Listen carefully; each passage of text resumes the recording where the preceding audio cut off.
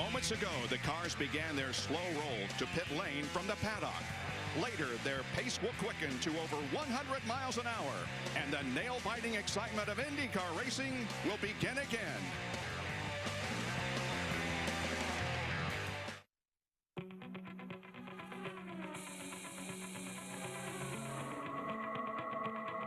In 2008, Indycar reshaped and retooled their future. The open-wheel racing series became unified, giving us true moments of an historic season. The lady is coming through. Danica Patrick wins at Twin Ring Motegi. Finally. We have a new star in IndyCar racing. He's only a teenager. Scott Dixon with a win at the Indianapolis 500. What a day, man. I just couldn't believe it. After almost 3,000 laps, it all came down to the final race, the final lap, and a photo finish for the championship, taking the win from Scott Dixon, but not the championship. Today, more cars, more stars, and the most competitive season ever.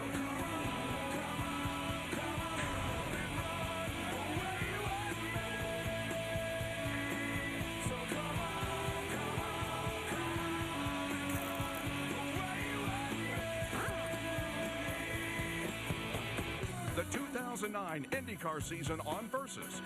It's a whole new race.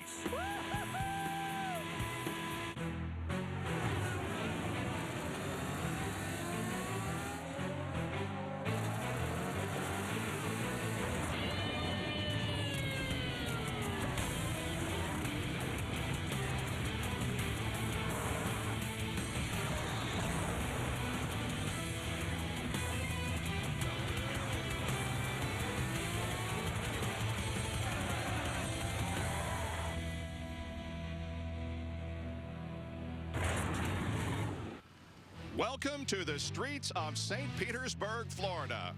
IndyCar Central on Versus. And in less than 1 hour, the green flag will drop, and the start of the 2009 season of the IndyCars will be underway with the running of the Honda Grand Prix of St. Petersburg. Hi, everybody. I'm Bob Jenkins, delighted to be the host for these shows on Versus this year. Today's program begins a decade-long relationship between the Indy Racing League and Versus for coverage of both the IndyCar Series and the Firestone Indy Lights. This year, we'll have 12 of the 17 races on Versus. We will have a pre-race show every day before the event. We'll have at least a 3-hour time block during the race. If there's a Firestone Indy Lights Series race, you'll see it on Monday night. In addition to that, we'll have extensive coverage of all 4 days of qualifying at Indianapolis, plus a post-race show for the Indianapolis 500. In general, you race fans wanted more coverage of the IndyCar Series and the Firestone Indy Lights division, and you're going to get it on Versus. 2009 is the second year of unification of open-wheel racing in the United States. Everyone is pulling together. Everybody right now before the first race is on the same level, and we invite you to join us for this ride. We now begin our introduction of the people who'll be covering the activity for you. Jack Arute is a veteran pit reporter, but he has a new title and a new job this year on Versus. He's our pit strategist. Jack? Bob, thanks so very much. You know, for 25 straight years, I have enjoyed the passion and had it grow by covering this area behind me, Pit Road. I will still be here on Pit Road, but here at IndyCar on Versus, we're going to try and take it to the next level. Sometimes the obvious is not what delivers a victory to a driver or a team. My role as pit strategist is to try and delve under the surface and find that key turning point, or what may have precipitated what is an eventual trip to victory lane. As I said, sometimes it's not the obvious. In the case of the 2008 champion, Scott Dixon, the seeds for success were sown in a chase for a championship back in 2007. What he learned from that, oh, he attacked it with a vengeance in 2008. For the first time since 2003, Scott Dixon has won at Homestead Miami Speedway. Scott Dixon's going to regain the lead, and they continue to make that charge. Well, you talk about a Sunday drive. It's been that for Scott Dixon today. You start first, you finish first. It could not get any better. Bring it home now, bring it home. Scott Dixon from New Zealand. He is the winner of the 92nd Indianapolis 500-mile race. What a day, man. I just couldn't believe it. Dixon with his third win of 2008. The rain is falling the way of Scott Dixon. The day will belong to Scott Dixon. Our race winner here today for the Rexall Edmonton Indy, Scott Dixon. Here comes Dixon to the high side. He's going to get past Elio Castroneves, and Dixon will win it. Scott Dixon wins the race. Here they come to the line. It's going to be Dixon, is it? Castroneves the winner, but either way, Scott Dixon is the winner of the 2008 IndyCar Series title. When you capture magic in the bottle like that for Scott Dixon, I wonder, how do you keep that magic and be able to translate it to 2009? It's been tough already. You know, we didn't have the smoothest of qualifying sessions yesterday, and I actually thought Dario, my teammate, was going to have it tied up there. He's been extremely quick all weekend, but you know, we tried to go down a different avenue. We didn't really have the speed in the car. We've gone back to it this morning. The car was super quick this morning, so I'm really hoping that we can put on a great show for all the Target supporters here this weekend. And you know, I think we've got to try and, you know, come back, but to try and do what we did last year is going to be very tough. So what is the key to win this race today, starting where you are? Well, you know, I think for us straight away, we've got to go off strategy and, you know, try and do the opposite of maybe the, you know, the first 4 or 5 cars. And we've already started with that because of the alternate tire. I think the majority of the field, almost 17 of the cars or 15 of the cars, are on the red tires. We're starting on the black. So we don't really know what these tires are going to do. It's the first time for us all, but, you know, plain and simple, we've got to be faster than everybody. That's what we've got to do. We've got to try and get to the front. So hopefully we can have some big passing maneuvers here and try and work our way up. Now, the guy that beat you for the championship back in 2007 is now your teammate. What's that like? It's been great. You know, Dario's been a great friend since I joined Champ Car back in 2001, and you know, a guy that I used to look up to. You know, he's a little bit older than me, so you know, he's getting the grey hair and everything. But yeah, but he's been quick, man. He's been showing me how to do it this weekend. So it's been a lot of fun so far. We've had a lot of similarities in the way we set up the car, but he's going to be my main competition, I think, throughout the season, and very, very tough competitor. Believe in numerology?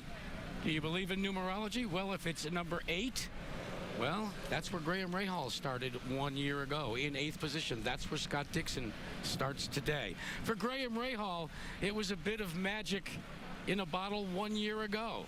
A chance to prove in your first outing you had what it takes.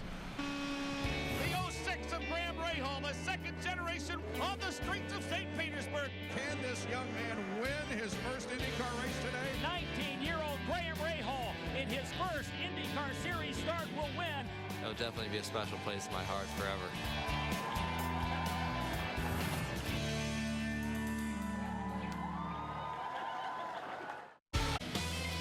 The first street race for IndyCars was held back on April 1st, 1984 in Long Beach, California. Mario Andretti went to victory lane, and since then, street racing has come in vogue. But no one can hold a candle to what has happened here over the course of the last few years with the growth of the Honda Grand Prix at St. Petersburg. It has become a festival of speed. And there's an awful lot of new faces that are going to try and feast on that speed today.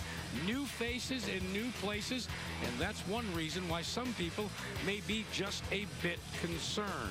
But there is one old face in a new place, sort of. For more, let's check in with Lindy Thaxton. Lindy? For the first time, Graham Rahal starts a race as a defending champion. At just 19 years and 93 days old, he became the youngest winner in open-wheel racing history. He knows today is a new race, but closing his eyes and reliving that moment never gets old. The 06 of Graham Rahal, the second generation on the streets of St. Petersburg. Graham Rahal grabbed the lead. He got to the inside of Ryan Hunter-Reay. Can this young man win his first IndyCar race today? Bobby Rahal's got a smile on his face. We have a new star in IndyCar racing. He's only a teenager. 19-year-old Graham Rahal in his first IndyCar Series start will win the Honda Grand Prix of St. Pete. To get a victory in my very first IndyCar race, and obviously the Andretti-Rahal rivalry, to steal the record as the youngest winner ever from Marco. I mean, it's pretty special. Bobby, describe the feelings of a father to see his son do what you did so many times. Fantastic. You know, all I can say is I think that's the first of many. What are you going to say to him when you get to victory lane? I don't know. It'll definitely be a special place in my heart forever. Another year, another Rahal record. You are now the youngest pole sitter in IndyCar Series history. Now, I know that you are competing against guys you have grown up looking up to. What are you doing to not only keep up with them, but beat them? Well, I mean, it obviously takes a lot of effort. The whole McDonald's team has been working really hard in the offseason. And for me, you know, I knew coming into this season there was going to be higher expectations. Having won here last year, I knew that the pressure was on to do it again. And certainly, you know, as I said, everybody's worked extremely hard this offseason, and myself included. And when it came into this year, we really wanted to prove that we could consistently challenge for wins and hopefully the championship in the end. And speaking of the pressure being on, you're now in the #1 seat at Newman Haas Lanigan, and you have said, I want to prove that I deserve to be in that spot. Yeah, I mean, it's the McDonald's car has always been the #1 car, really, or you can't really say #1, but the premier car of the team. And, you know, for me to step up into that car, it's exciting for me, but it also brings higher expectations because, you know, the car has had a lot of success in the past, and the McDonald's colors have always won championships and race wins. And so for me personally, you just want to continue that tradition. And so it takes a higher level of effort to do so. Graham, good luck. Thank you. And whose seat did he take? He's with Robbie Floyd. Just behind Graham Rahal, Justin Wilson, you qualified #2, but there must be something special in that special sauce, the Sonny's barbecue. But a lot of people didn't figure you'd be in this position this early. No, it's great. We're over the moon, you know, after the off-season of uncertainty to come here and put it on the front row. I think everyone in the Sonny's barbecue team is over the moon, and hopefully we can translate that into a good race result. Now, Dale Coyne Racing last year didn't have as many laps led as you did at this race alone. Are you looking forward to this season, this race in particular, to bring them their first ever victory? It'd be fantastic, you know, to get that victory with this team. We're a small team, tight-knit, just trying to do what we can with what we have. So, you know, we're enjoying it, we're having fun, and this worked so far this weekend. I know that the race is going to be tough, but we'll make the most of that. Good luck out there. He's on a new team, but also a new member is Dan Weldon of Panther Racing. He started 2002 in the IndyCar Series at Panther Racing, went through a couple teams, Andretti Green, also Target Chip Ganassi, but now he's back home to Panther Racing. So a new face to the team this year, but the other new face also is at home. Dan Weldon had a new son this past February with his wife Susie. Sebastian, a new face and a very smiling face at that.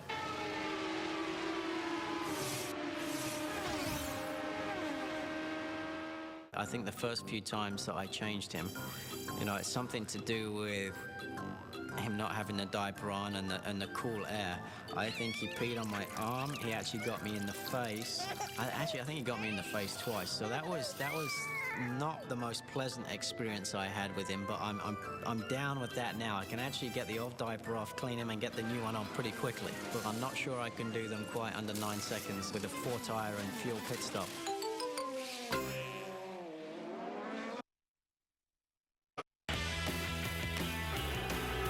Here comes Danica Patrick, only a few hundred yards away from making history.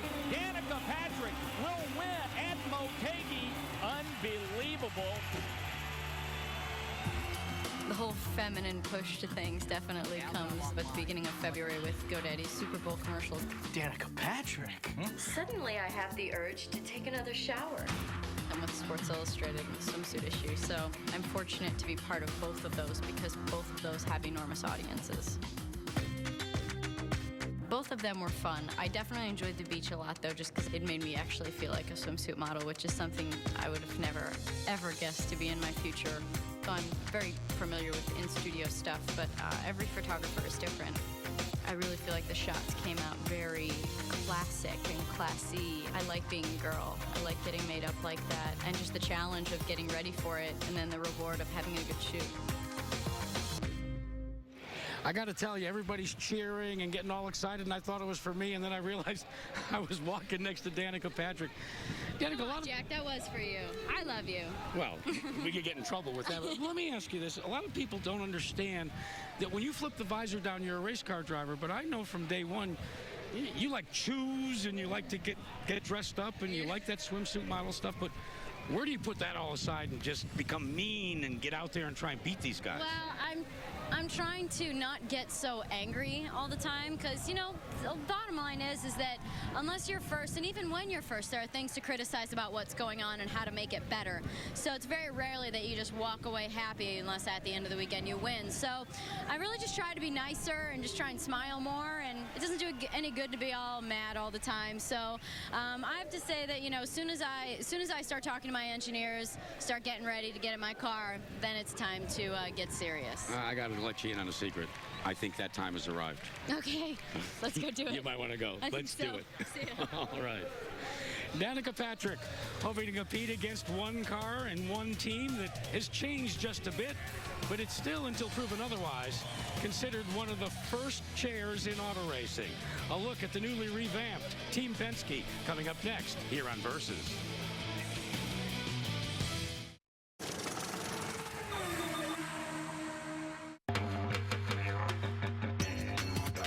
He's from New South Wales and I'm from Toowoomba. We don't know too much about Toowoomba. Toowoomba's a small town. It's got about 100,000 people. He's from out in the bush, so... Well, it's not that small. And they have a football match over there called the State of Origin. Between Victorians, you know, New South Welshmen, which I am, and Queenslanders like well. And it's very fiercely fought out. It's usually all good-natured.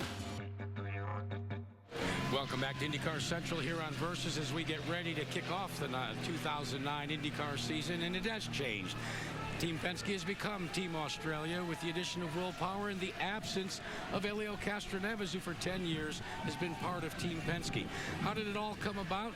Well, as you may have read or may not, Helio Castroneves embroiled in a federal tax evasion case at the present time and electing not to compete until that is resolved. But we were able to get a text message from Helio earlier today, and he said, hey, it's 10 years since I've been with Team Penske, and it's the first time that I've missed a race. He really isn't sure how he can put into words the feelings that he has right now, but he does point out that he's in another race in a field that is pretty completely unknown to him. But he also wanted to send out his best wishes to his team and to his friends as well. But as we said, sometimes the seeds for success are sown in very unusual ways. So what is the present state of affairs with Team Penske, revamped with an Aussie accent? We caught up with Tim Cindric and asked. To be at the first race without him, you know, it's real difficult for everybody. Obviously, it's much more difficult for him, and it's a tragedy to watch a guy like that, that's such a good guy and a big part of us, going through what he's going through. And you know, the flip side, you know, having the opportunity to have someone, you know, with Will Power's expertise to come out here and fill in that spot, you know, it's been, I guess, we've made the best out of a very difficult situation. Penske has always said winning is where preparation and opportunity intersect. They're in pretty good shape, are they not, Robbie Floyd? I think they are in very good shape. And Ryan Briscoe, you've been in this situation before. You had to replace, you know, a very legendary driver in your own right. What was it like for you coming into the team?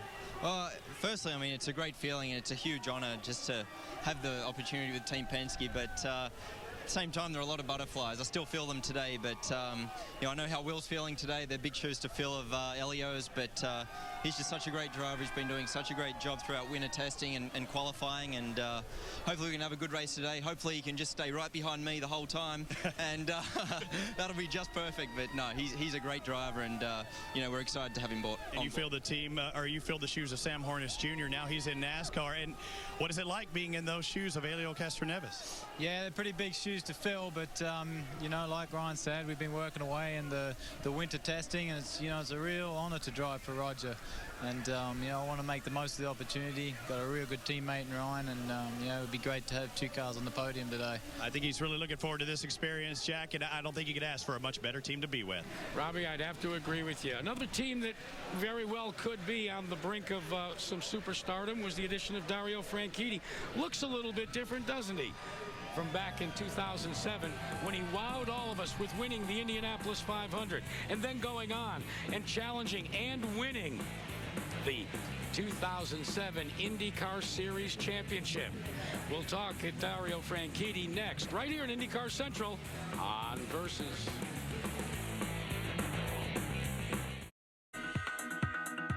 We have a couple like waves around the visor. One of my best friends in school growing up, he was a blonde kid, really good looking guy. And he had this long blonde hair that he used to pull behind his ears, and the girls would love his hair, talk about his hair. And I was always jealous because I do not have a blonde hair, and it was curly.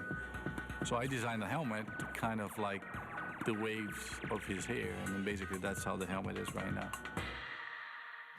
As we welcome you back to IndyCar Central here on Versus, maybe I should take a page from Tony Kanaan's desires and get my long flowing hair back with a helmet. Not. You know, things are different now and then. Take a look at me with a full head of hair and without the beard. And that's the way changes take place. Well, what about Dario Franchitti? When he won the championship, he was a little closer shaven. And now the flowing locks have made him the heartthrob of the IndyCar circuit. In fact, he has teamed up, when you heard me talk to Scott Dixon, with the guy he beat for the championship back in 2007. And some people are saying that this very well could be the super team.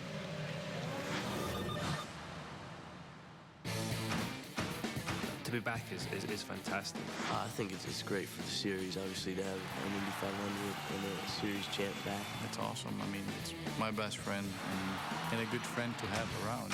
It looks like Dario Franchitti will win the 91st Indianapolis 500. I think it's huge to have Dario back. The battle for the championship continues here at Chicagoland Speedway.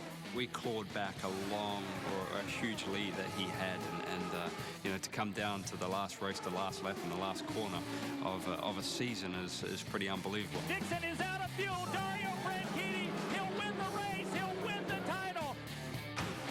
Dixon is the leader in 2, but here comes Elio. There's a point in the race he was getting further back, and I was getting worried, I must admit. Here they come to the line. Oh, my goodness. We just watched the closest IndyCar Series finish ever here at Chicagoland Speedway. It was a nerve-wracking race. I'm glad that Dario was feeling for me a little bit, which was kind of nice. I realised how lucky I am to be in that situation. From a year off, essentially, and get straight into target chip Ganassi racing with, I think, the best driver in the paddock. It was a massive positive.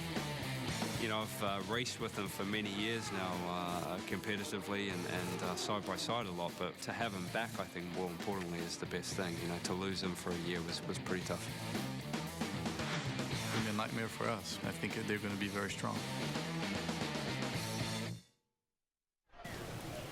It's good to be home for Dario Franchitti back in the IndyCar Series after a brief stint into NASCAR. Good to be home, buddy, but now it's your first race. Now it's showtime. How are you feeling? I'm feeling good. First corner is going to be interesting. There's a lot of new things going on with the 2 different types of tire, so that's going to make things pretty exciting today. But no, really happy to be back in the IndyCar Series with the Target team. We've got Airwick on the car this week, but it's so much fun to be back racing against my friends and just having a blast. When you left the IndyCar Series, you were the series champ. Didn't get to defend that. You also won the Indy 500. You didn't get to defend that. Now it's your chance to do it all again.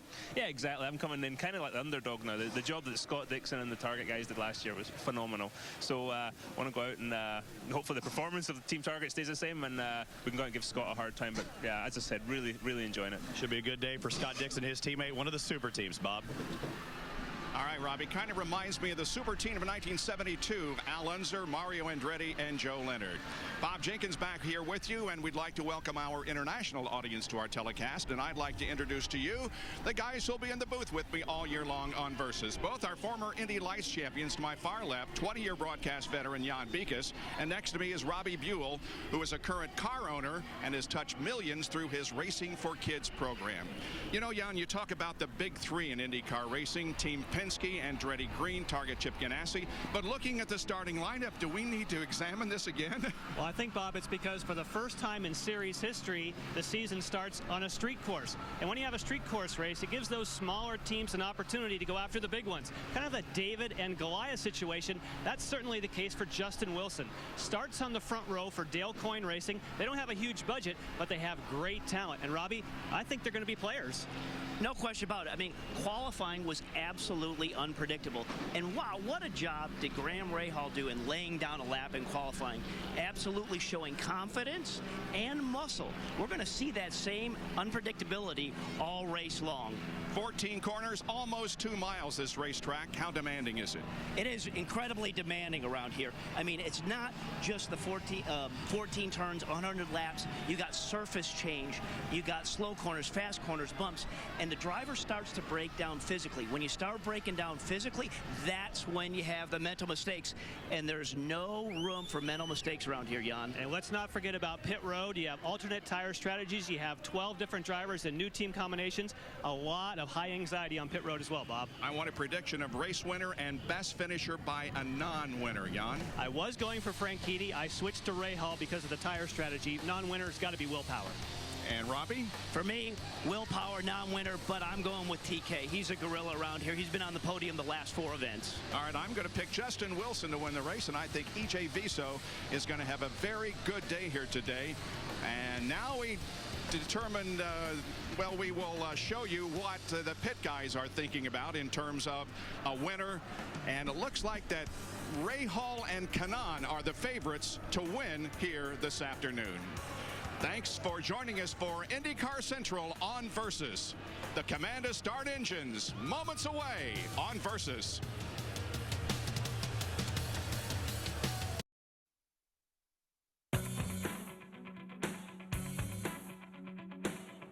It's the start of a new season and a new era for IndyCar. It's time for our picks of speed, glamour, and bravado. Who wins the inaugural event for 2009? Who will be our champion? We seek action. Here they come to the line. We seek answers. Danica wins. Bring on the revolution. With a win at the Indianapolis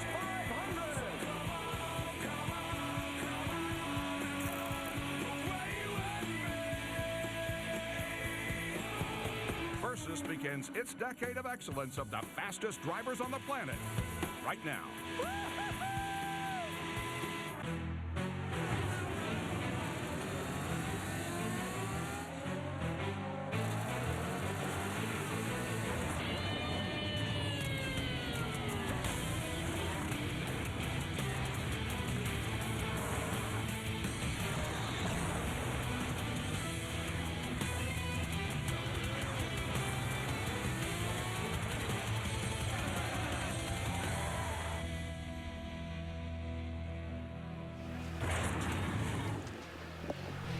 The IndyCar Series about to go for 2009 in the Honda Grand Prix of St. Petersburg, and what a beautiful day it is. Last year we had rain before the race and during the race, but not this year.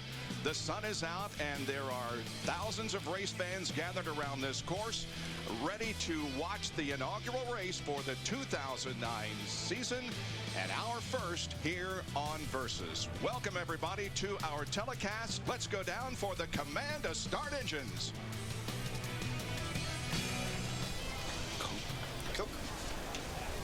Race fans, are you ready? It's time for the most famous words in motorsports. Please welcome the president of Honda Performance Development, Eric Berkman, as he gives the command. Drivers, start your Honda engines. Start command has been given. Engine start command has been given. Starting with row 1, call them off, please. Go! Row 1, hot! Row 3, hot! 4, hot! Row 5, hot! 6, hot! 7, hot! Row 8, hot! And that's how race control knows that all the cars have started. And we are almost ready to go, Jack. This is the start of something big for the Indy cars. And Bob, we've switched things up, as we said, because we are introducing an alternate tire. Now, heretofore, you only had one choice. Each team is issued 9 sets of tires for the weekend. They get 3 sets of what's called the Reds, the alternate tire. It's a little softer compound. It should go a little faster, but it should drop off and wear out a little quicker. The black tires, well, they're the primary tire. What we're going to do here in Pit Central is we're going to try and track that.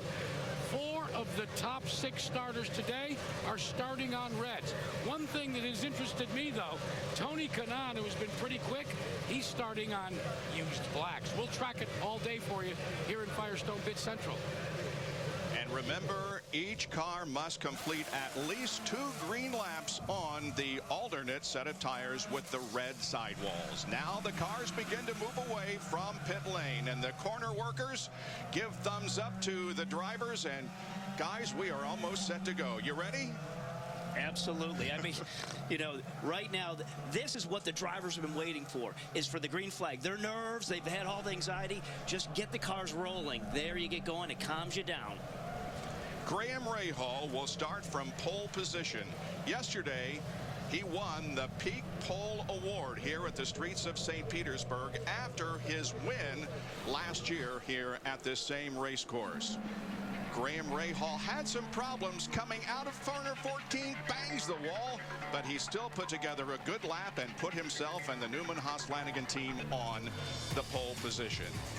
Now, we're going to keep track of the pole positions this year because there's a new rule. The driver gets 1 point for winning a pole position this year. So as we go into this event, Graham Rahal really has the points lead because of his pole position. That's a great way to start the season. And Robbie, you talked about it just a few minutes ago, the way he muscled that car around. And don't forget, he did it on the primary tires, and that shocked the pit road. It shocked us as we watched that all unfold. I mean, I think that just says a lot about he's got a full year under his belt, the pressure of winning this race last year and coming back here. I mean, I think it shows us how confident he is with that Newman-Lanigan-Haas team and just where he is in his career. You should see the starting lineup there. Dan Weldon driving for Panther Racing this year. And the story of Mike Conway for Dreyer and Reinbold Racing. What a tremendous setback he had, qualifying good enough to get him into the second round. But unfortunately, he destroyed the car, nearly destroyed it, in a practice crash shortly thereafter. Yeah, that was a pretty painful shot that he took into that wall in turn 9. But, you know, anytime these guys crash cars, the crews can get them back to just where they were when they let off. I mean, that's, you know, as a driver, if the guys tell you it's back to where you last had it, you trust them and you move on. And of course, we know that Robbie Buell, in case you didn't tune in to yesterday's show, that he's a co-owner on that team. And Robbie, congratulations on your 200 start for Dreyer and Reinbold. That's right.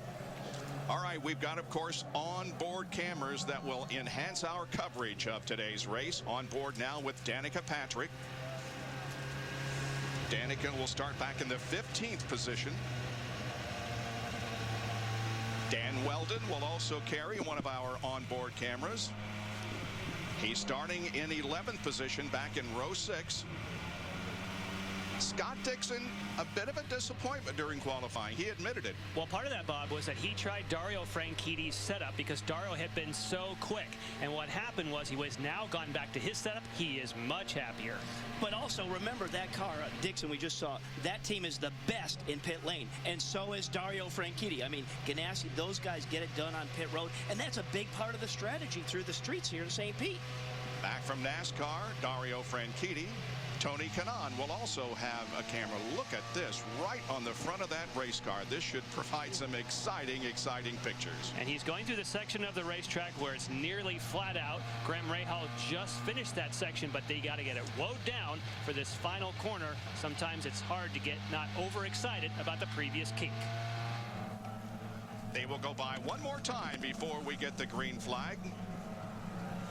The pyrotechnics, the fireworks go off here on the main straightaway as this crowd settles in and the drivers warm up their tires, getting set for the start of the race. We're very glad that you joined us here on Versus for the start of the 2009 season. As I mentioned, it is a beautiful day in St. Petersburg. It's a little warmer than it has been the past couple of days for the practice and qualifying, but our Mobile One track conditions show the air temperature at 83 and the track temperature at 123 and a rather high humidity. So indeed the conditions are a little bit different than they have been in the previous days here. And when it gets hot, Bob, that means the track always slickens up. So there is a concern. I know that we've been teasing each other about strategy, and I'm very convinced you want to start on reds, but the hotter it is, that may not work as well. Those red sidewalled alternate tires go off faster the hotter it is. And let us point out before we go any further that the reason they have done this tire rule on on the street and road courses this year, basically for one reason, and that's to increase the excitement and the competition in this form of racing. And qualifying was absolutely exciting. And I just want to go on record right now before the green flag drops. I absolutely disagree with Jan, and I like the guys starting on the black tires. That's what I like. Disagreement already. Tampa Bay is to the left of the drivers as they go through turn number 10. There are 14 corners on this track, and the 14th season of IndyCar racing, and the first time that the series has opened on a road course is just about to begin. The Honda Grand Prix of St. Petersburg. The Apex Brazil green flag is waving. Welcome aboard, everyone, on versus. There's the green flag, and we are underway at St. Pete. The battle toward turn number 1. Look at this, 5 wide as they head in there. Who's going to come out ahead? Oh, a nice move by Dario Franchitti. And we have the pole sitter Graham Rahal sideways in turn 1. And he was hit. He was hit on the left rear. It was Dario Franchitti, and the green car came up the inside. Very aggressive. Oh, it looked like Mike Conway off to the right, also in trouble.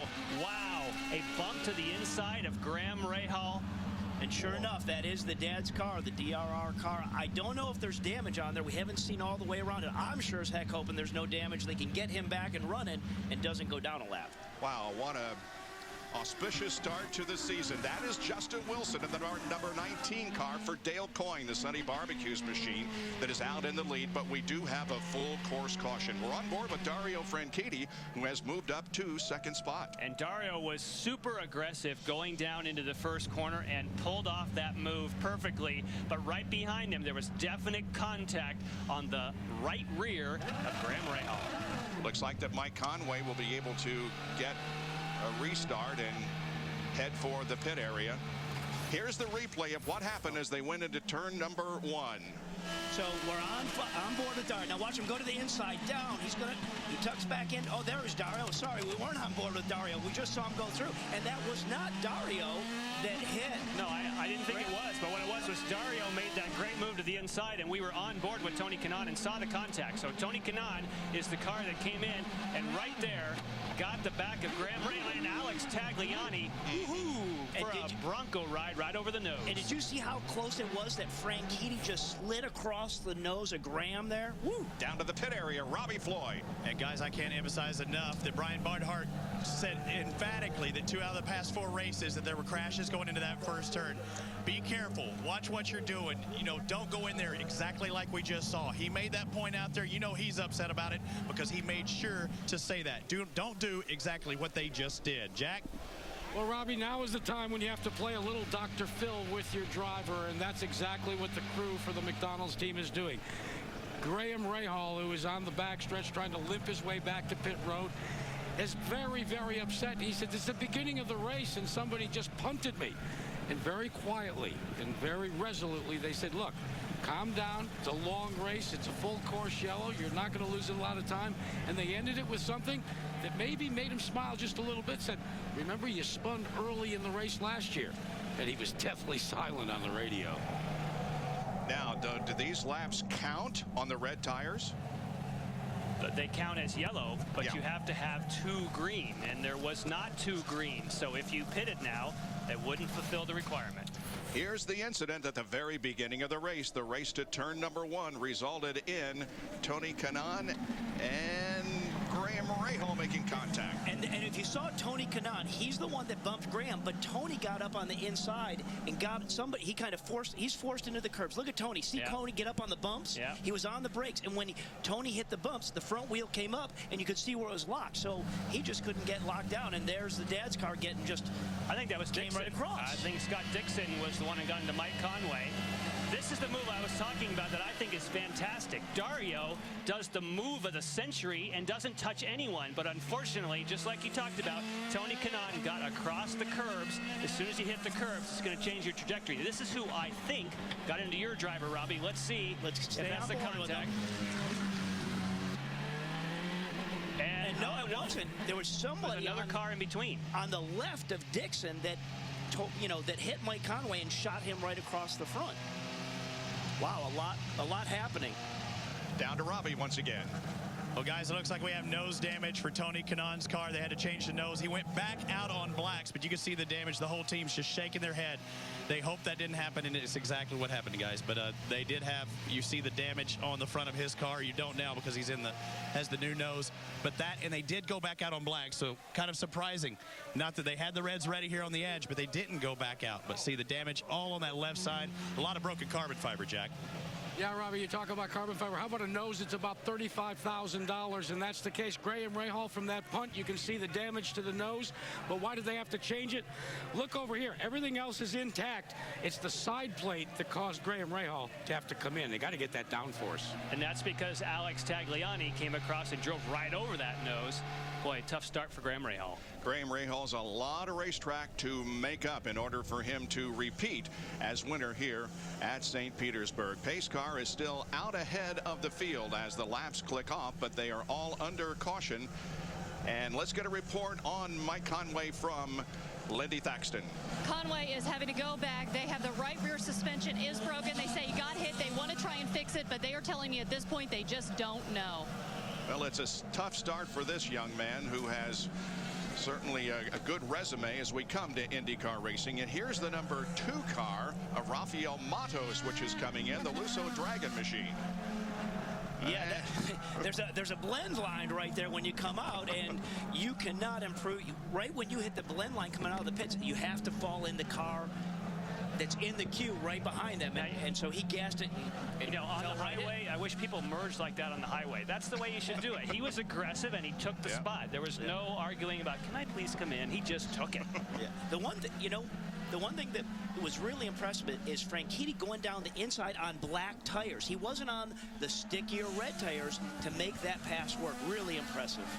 Jack Arute. Fellas, every single team gets one of these sheets before the race, and that tells them what the past history has been. Past history has said there isn't a yellow flag until about lap 13 or so, long green flag segments. But every crew chief took this morning and did this. Why? Because they felt that there were going to be more yellows this year. This because of 12 different driver combinations. That's going to come into play in terms of reds versus blacks. We're back to green. Indeed, here we go once again. We'll watch Dario. He falls in behind the leader of the race, Justin Wilson, and Justin is leading his 5th IndyCar Series event. This is the first time that he has led since he won on the Belle Isle circuit last year. On board with Dario Franchitti in 2nd. That's Ryan Briscoe in 3rd and Will Power in 4th position. Oh, what a move by Kanaan. Of course, he's working through slower cars because he did go onto pit road and get a new nose, so he's not necessarily, he's going to be a lot more racy, and he's bringing Graham Rahal with him. So they're trying to encourage Graham Rahal on the radio. Remember, this happened last year and you won the race. Obviously, a lot of cheerleading going on for Kanaan as well. He just went to 18th position. Yeah, and now is the time for Tony to make up that, under those restarts, he's got to capitalize on the whole grid being as tight as possible. And here we're on board with Graham. This is a fast section, 155 miles an hour, good passing zone, down to 2nd gear, got it done, very clean. Now, Graham needs to get up there and catch up with Tony, and the two of them got to work together and bust up this pack. Well, watch how much suspension movement there is. In particular, what you want to do is watch right in here, and you can really see how much the bumps, especially on the approach to turn number 1. And also, if you look carefully, you can actually watch the sidewall of the Firestone alternate tires flex as you get through some of these higher speed corners. And our Firestone telemetry at the top of the page will show you on the throttle, on the brakes, his RPM and his speed, as well as the gear selection. It really is something watching the movement in that suspension there. It just tells you how bumpy it is around this racetrack, how physical it is on the drivers. But it also shows that you have to be compliant. You hear that word a lot up and down pit road. You can't just make a go-kart type stiff suspension. You have to let the car move.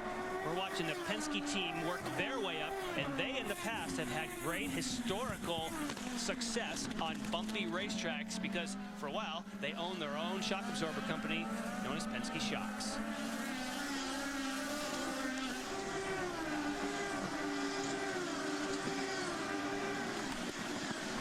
Straightaway completing another lap. Now we go back and talk about his teammate Will Power in the number 3 car, at least at this point in the season.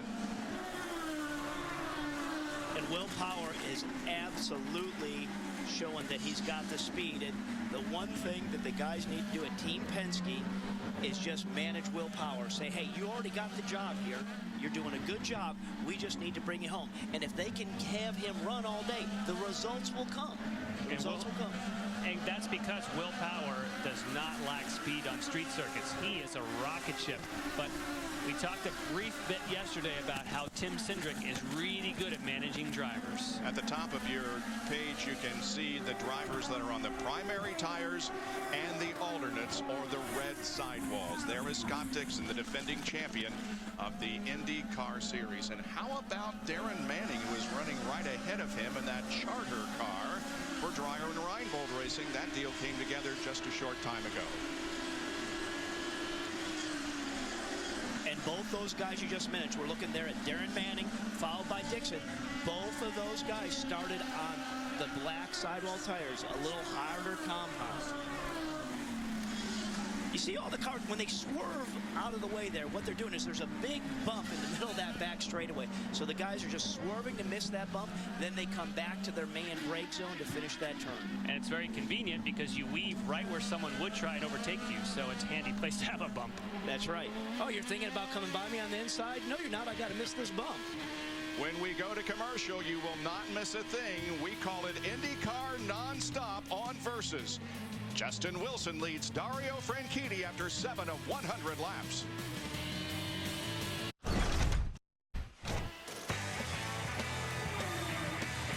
...2007 here at St. Petersburg, an example of how tight the racing is. Contact between Dario Franchitti and Tony Kanaan, and then a melee behind that. Take a look at the contact, sending Kanaan sideways and a lot of other cars scrambling to avoid. And that was Franchitti 2 years ago in that orange and black car that just came down the inside to tap Kanaan. And Tony Kanaan at the moment, let's see, he has moved up to 18th position after coming in after the first turn melee. There's Dario Franchitti running second, about 1 3/4 seconds behind the leader, Justin Wilson. Seeing a nice example of the two cars on the two types of tires and comparing some of the lap time. A lot of people in the morning warm-up, Robbie, were saying that the alternate red sidewalls went off really quickly, but at the moment, Justin Wilson, who has a lot of experience on those tires, is keeping his pace up. And I think Justin's style, he knows how to manage the tires. You know, as a driver, he's got a technique where he can really save fuel around here, but he can just roll the momentum. He's not beating up those tires. Darren Manning is doing an incredible job. He is in 5th position. Remember how well he ran here 2 years ago for A.J. Foyt, and boy, he is staying right up there at the front again. No, he did. He had a great run here 2 years ago. When we talked about who we were going to get in this car, a big part of that was Darren's experience of what he had done here the last 2 years right before. He was strong here last year as well, and he's showing he's got the same stuff. I like to see that. I'm sure you will. Yeah. The one thing, the change that he made on his car, that Darren made on his car, he didn't like the brakes he had on there before. The brakes he had on there, they were just too grabby. So he'd go to the pedal and all of a sudden they'd stop. He says, I need to have a little bit more feel in the brake pedal so I can control the car in the brake zones better. And one of the things they have 3 choices of brake pad that changes that. They have a more aggressive pad, and the harder pads don't grab as aggressively. And funny enough, like you said, Robbie, occasionally a guy like Alex Tagliani, who we see now, always has a preference of what pad they like. They're made by different companies, but you find after a while that you learn the driving style. Some people like a light pedal, some like it heavy. And that was a great shot of Alex's car there. That deal just came together for Eric Batchelor at Conquest Racing. We saw Rexall, Edmonton, Indy on there. I'm really happy to see those guys out here. Eric's a longtime friend and competitor of mine, so I'm happy to see him out here. Tagliani running in 8th position, and 9th is Robert Dornbos, who's the teammate to Graham Rahal for Newman Haas Ladding. And he's had a tough time getting adjusted to this car. He's been running A1 GP GT, which is a lighter car, and he's used to kind of European style where you can brake really late and throw it into the corner. And he says, I'm coming down and I'm braking later than anybody, but I can't get it to turn. So the team keeps telling me, hey, brake earlier, take it easy. It's not often a team actually tells a guy, wait a minute, you got to back off. No, you're absolutely right, and he's part of that unpredictability of qualifying. We thought we would have saw Robert Dombos up a lot quicker. The 21 car is driven by Ryan Hunter-Reay. This is another deal that came together late. This is the second car for Vision Racing. Ed Carpenter, of course, is also on the team. He's back in 20th position. Ryan Hunter-Reay is in 10th. Bobby Rahal isn't in the series right now as a car owner. We hope he can get into the series before we go too much longer. But Ryan Hunter-Reay driving for Vision Racing. And you mentioned Bobby Rahal, his team. At least Ryan Hunter-Reay has been able to bring his engineer that he worked with last year with Rahal. Otherwise, everyone to him is new. Back in 11th position is Danica Patrick. And there's Danica. I talked to Danica briefly this morning. She was pretty happy. This slow section of the racetrack right here, she said this was more of a challenging area for her just to be consistent through there and work the brake pedal. She said the fast stuff, the car's great, but she really just has to keep working on those slower corners and combinations there. So interesting to hear her say in the pre-race show, shocking to me, I'm going to try to get less angry this year. I mean, that has been her motivator. Yeah. She has become angry because that gets the adrenaline going. So it is a tricky dynamic to get the adrenaline going and somehow do that without getting all fired up. Well, I'm happy to say when I talked to her this morning right before warm-up, she was very nice. There was no anger there. She was pretty happy and excited to get things going. We can look, if you look out her front cam, if you look to the inside of those tire walls, and Jan, you can kind of do a little illustration. You can see the red rim right around the inside. So when we're on board, that's a good way to tell if we're on board with the black sidewalls, the red sidewalls. It's visible for us here on TV, and it's also visible from the grandstand so that the people who are sitting in the stands can see who's on the alternates and who's on the primaries. This section is all in second gear, right through there where we were going with it.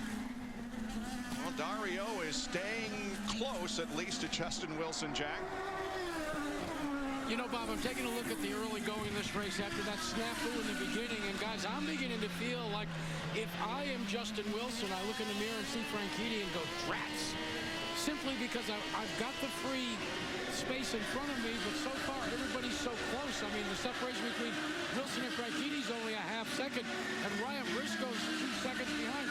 Nobody's been able to separate from the field until you get down to about 12th or 13th spot. That's going to make this first pit stop really a gamble because it's going to be like feeding time at the zoo when they come on lap 30. And Jack, there's one thing. Yes, he looks in the mirror and he says drats, but he also says, man, am I glad he's still behind me, because if I can stay ahead with the Reds, that plays right into my strategy. The top 5 after 15 of 100 laps in the Honda Grand Prix of St. Petersburg. It's Justin Wilson, Dario Franchitti, Briscoe, Power, and Manning. Wilson has led every lap so far.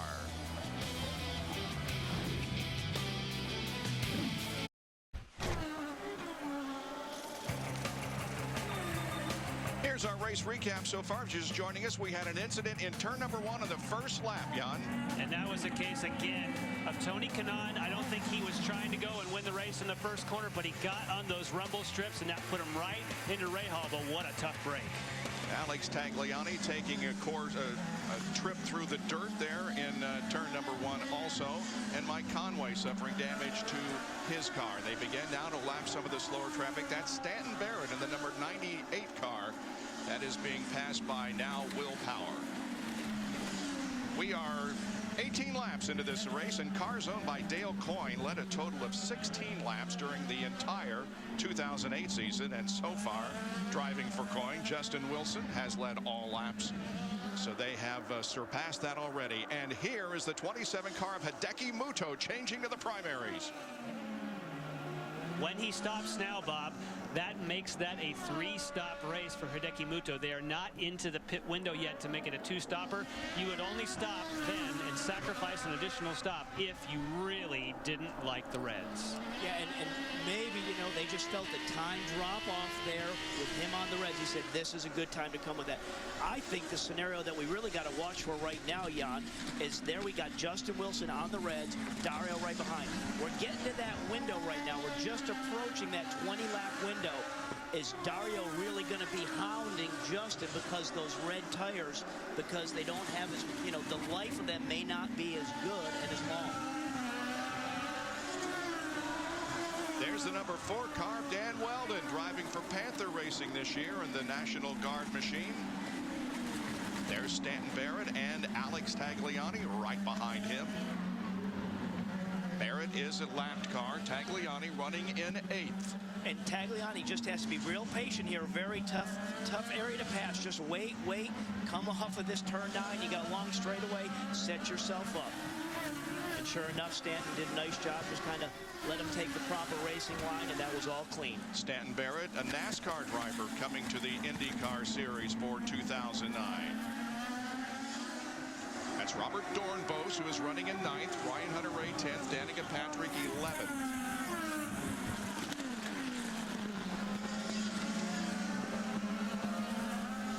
Hey guys, Hideki Muto came into the pits and you were speculating, and you know what? I think it's opened the door. I talked to Kim Green just now, and he told me, he said, look, we had to get the Reds off. Not that there was anything wrong with them, but if we came in early, got the Reds off, maybe before everybody sequences in about 10 laps, we might be able to get some spots.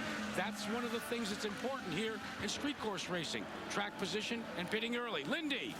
EJ Vizo came in on the Reds. He is now on the blacks. He told me this morning he is not happy with the Reds. They're hard for him. They used the Reds first to get them out of the way. His best finish here last year, 4th.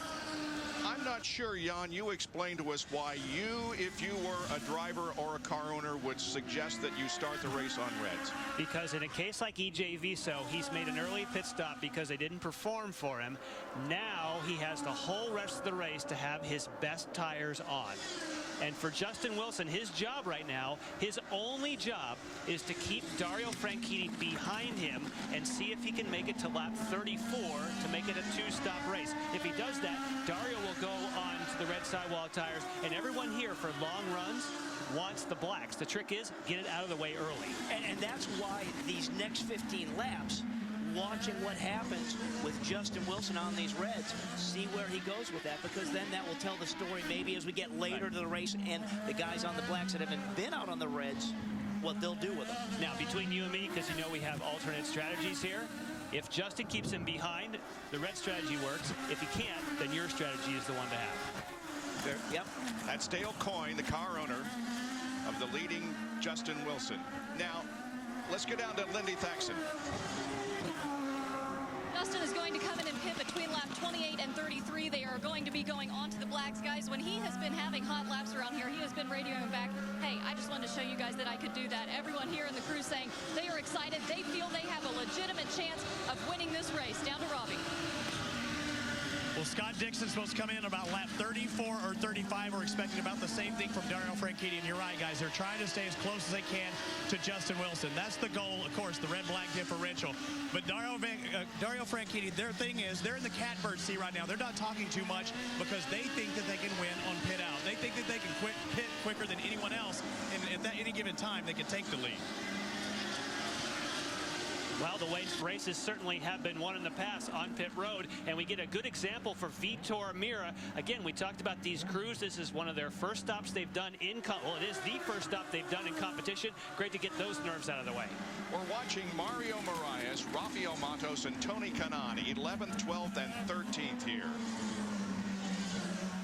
And remember, TK had that incident on the first lap, and he's just working his way up through the pack. So what he's going to do is he's going to want to get on the back of Rafa and just fill his mirrors and just kind of pressure him into a little bit of hiccup and say, hey, I'm TK back here. I've been around for a long time. You're a rookie. Help me out.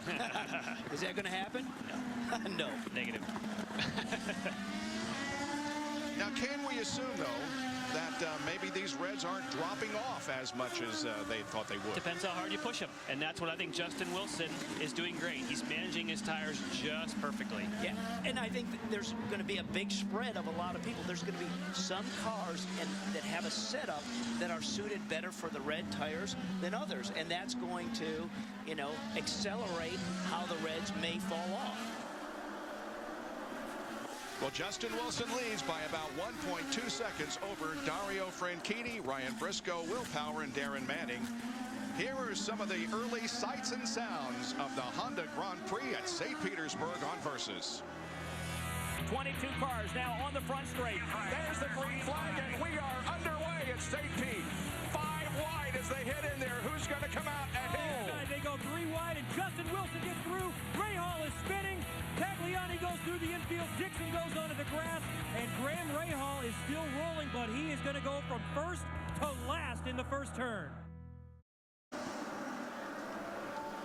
It is a beautiful city, and today it is full of race fans watching the Honda Grand Prix of St. Petersburg, Florida. What a tremendous job Andretti Green does of promoting this event, and it's very well supported by the community here in St. Petersburg. We love coming here, and we're glad you're with us on Versus. Once again, we're back here at this battle involving Mario Marias, Rafael Matos, and Tony Kanaan, and here comes Graham Rahal making up the positions he lost in that first lap incident. Now, if you're racing on a big oval and you had a faster car, you'd blow by these guys. But Graham Rahal is in a position to where he has at least as fast of a car as Kanaan, if not faster, and both of them are faster than Marias. But there are so few limited opportunities to get by here right now. They're going to ride around and save some fuel, so there'll be more racing later on in the race. And part of their strategy that they've kind of been forced to go on. Now look at the speed going down Indycar 1, 156 miles an hour down to second gear. Coming back to the strategy for Tony Kanaan and Graham is they got to get out of sequence maybe somewhere in the pits. Something that helps them gain that track position, and that's the pit strategy's job to get that done for them. Kanaan right behind Mario Marias, who's driving for KV Racing Technology this year. And Mario was very excited this morning. They made a setup change on his car. Both Jimmy Vasser, team owner, and Mario Marias were all kind of smiles because they said, well, we blew it in qualifying, but we love the change we made on the car. And he, at the moment, is looking pretty racy, obviously, if you're keeping these two behind you. 28 of 100 laps completed in the streets of St. Petersburg in the Honda Grand Prix opening race of the 2009 Indycar Series. And I was just looking over at the lap times, and Justin Wilson, who's now done 27 laps on those red sets of tires, he's running as fast, if not faster, than anybody else on the racetrack, and especially than Dario Franchitti, who's in second chasing him. So Justin is pulling that gap out. Oh, Mario Marias got a bit nervous going in. That's if you're running a little bit more rear brake bias when you're turning off of the brakes. They'll tend to get the back out. And our GoDaddy.com biggest movers of the race shows us that Marias has gained 7 positions since the beginning of the event. Obviously, his car really is working a lot better. Like you said, Jan, you talked to him this morning. I'm pretty happy with him, but he is using all those tires, laying down the rubber, just trying to keep Tony Kanaan behind him. Now, he did get most of those positions in the first corner. He happened to get through clean. However, yes, he is racy, but when you start losing power down, when you start seeing black rubber marks going off of a slow corner, it's not going to be long to where you're going to lose a lot of grip. No, that's from the cockpit side of it, you really start working the wheel. TK looking down the inside, it's not going to happen. When we saw Mario get a little sideways. I thought for a moment that Graham Rahal may be thinking about making a move on Kanaan. Oh, he doesn't have the room, and Kanaan is trying to get around Marias. Yeah, I think Tony said, hey, Graham, you just wait a second here. I'm going to get by Mario first, so. But I think the intentions have been shown. I think that Graham Rahal is tired about running behind Kanaan. He's like, we got to get with it here. And he is starting to get the bit between his teeth. And he'll get those instructions you saved enough fuel on that last lap, go after him. You can use a little more. Looking back out of TK's car right now, right at Graham Hill, fast, flat out, 11-12. Is Graham Hill running here? Excuse me, did I say? He was named. You knew you were going to get me back. Yeah, I know. You got that the other day. He was named after Graham Hill. Of course, Graham Rahal really wants to pick it up. We just saw his teammate, Robert Dornbos, in a bit of a moment down in turn 1. Dornbos running in 8th position, and right behind him is the 21 car. Down to Jack. Guys, I'm running the numbers, and I think the magic number to make this in 2 stops is going to be around lap 33. You got to take a look at some of the leaders, like Justin Wilson is coming in on lap 28 to 29. That means he might have to come for a splash and go. Who do I like right now for the victory? I got to look at Team Penske. That's the way it's paying forward right now. Pit stops are about to come up, and it's going to get fast and furious here at the Honda Grand Prix in St. Petersburg. But don't worry, you're going to see it all right here next on Versus.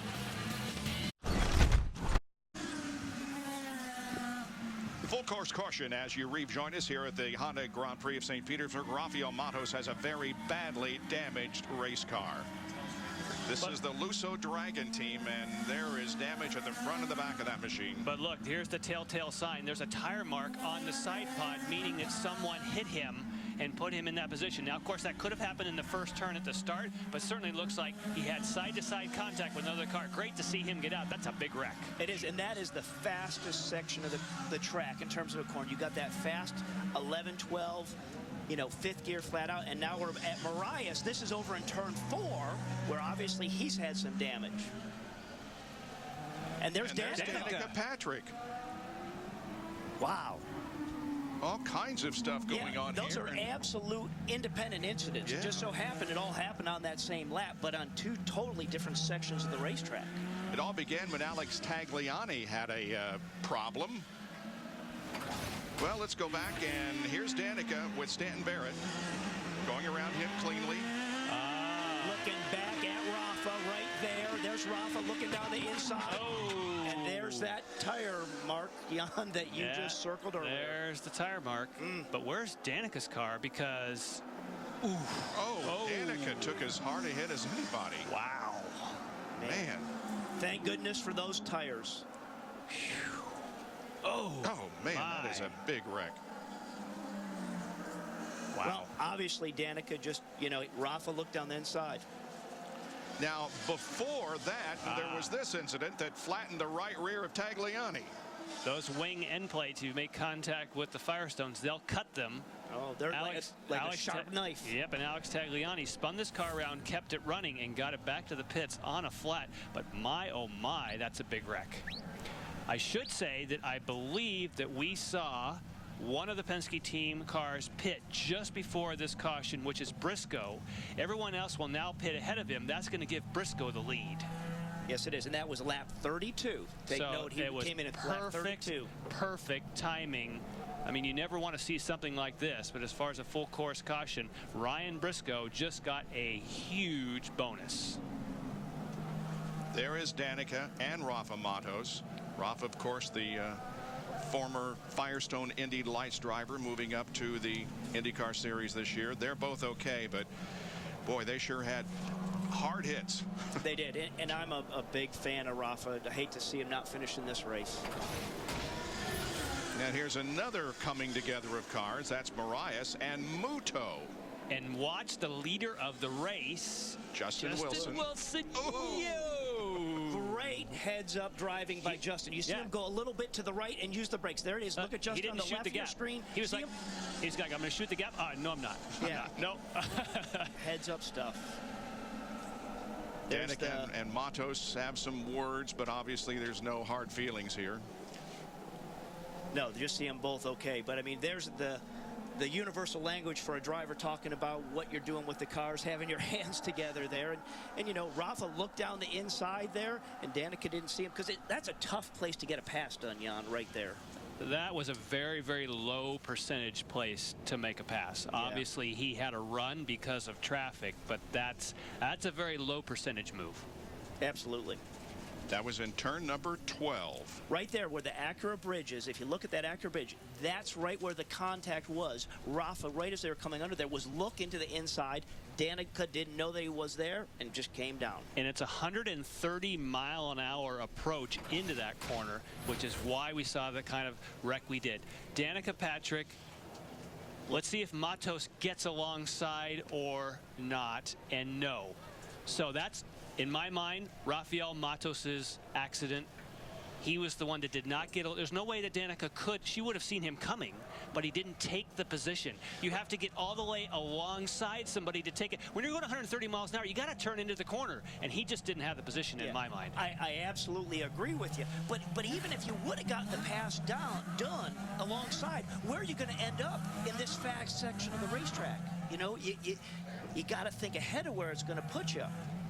If he would have gotten alongside her coming into there, Danica would have ended up way out in the marbles there. Yeah, just not a good place to try. And look at the carnage. Oof. And again, these cars are supposed to do that. The more damage you see on the car, the better for the driver. Lindy?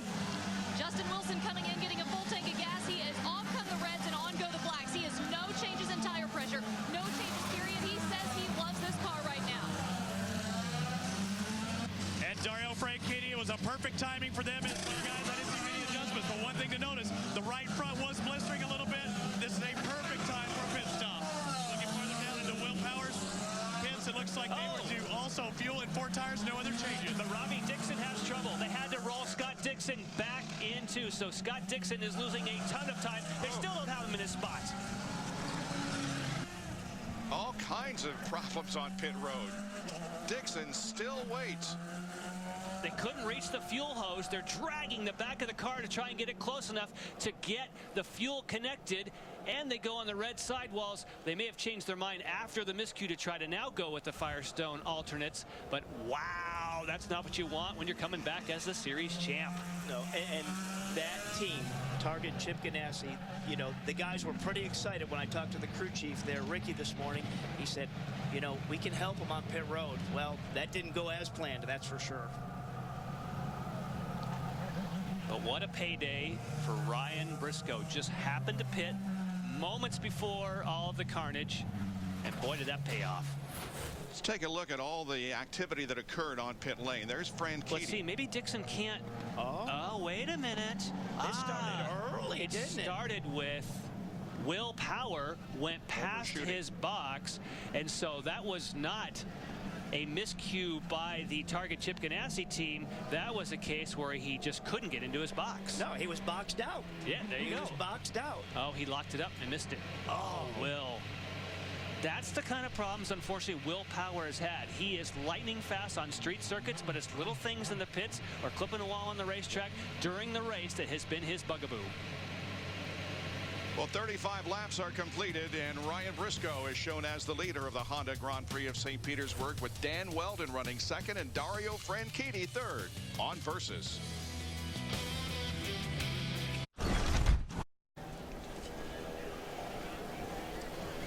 Welcome back to the IndyCar Series on Versus, as we take a look at some of the high rises overlooking the race course here at this beautiful city in Florida. Tonight on Versus at 7 o'clock Eastern, it's the BPR Napa bull riding competition. I'd love to watch that. And WEC action tonight at 9 o'clock.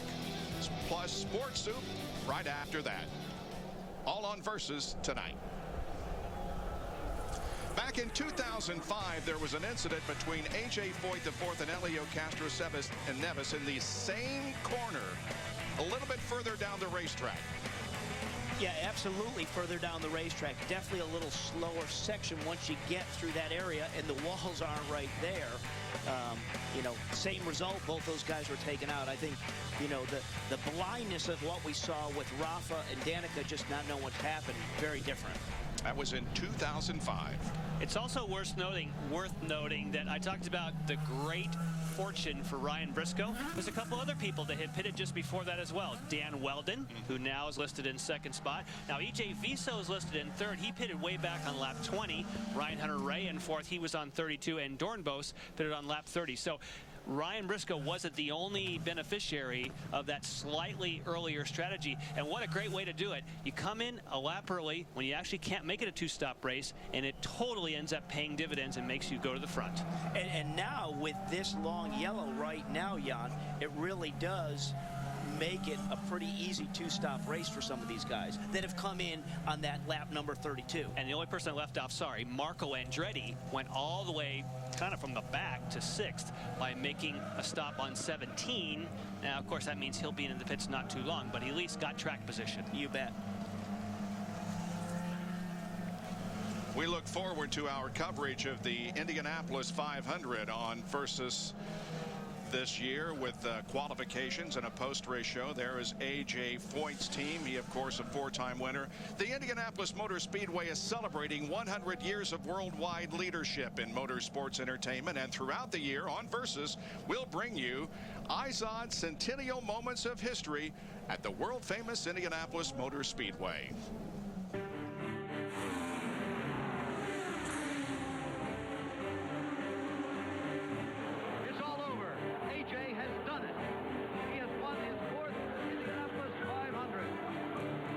I ran a little midget race at Terre Haute or whatever, just hard. I run the Indy 500, and to see somebody win Indianapolis for the 4th time, I think that meant a whole lot to the crowd. At that time, you know, Mr. Hallman rode around on the victory lap with me and instead of my wife, which it was a thrill to have him, and I don't know if that was the first time he ever rode with the Indy 500 winner, but I think he was very happy that I won it for the 4th time. It was a dream come true. It took me 10 years to get that 4th one, but if it had took 20 years, it was worth it.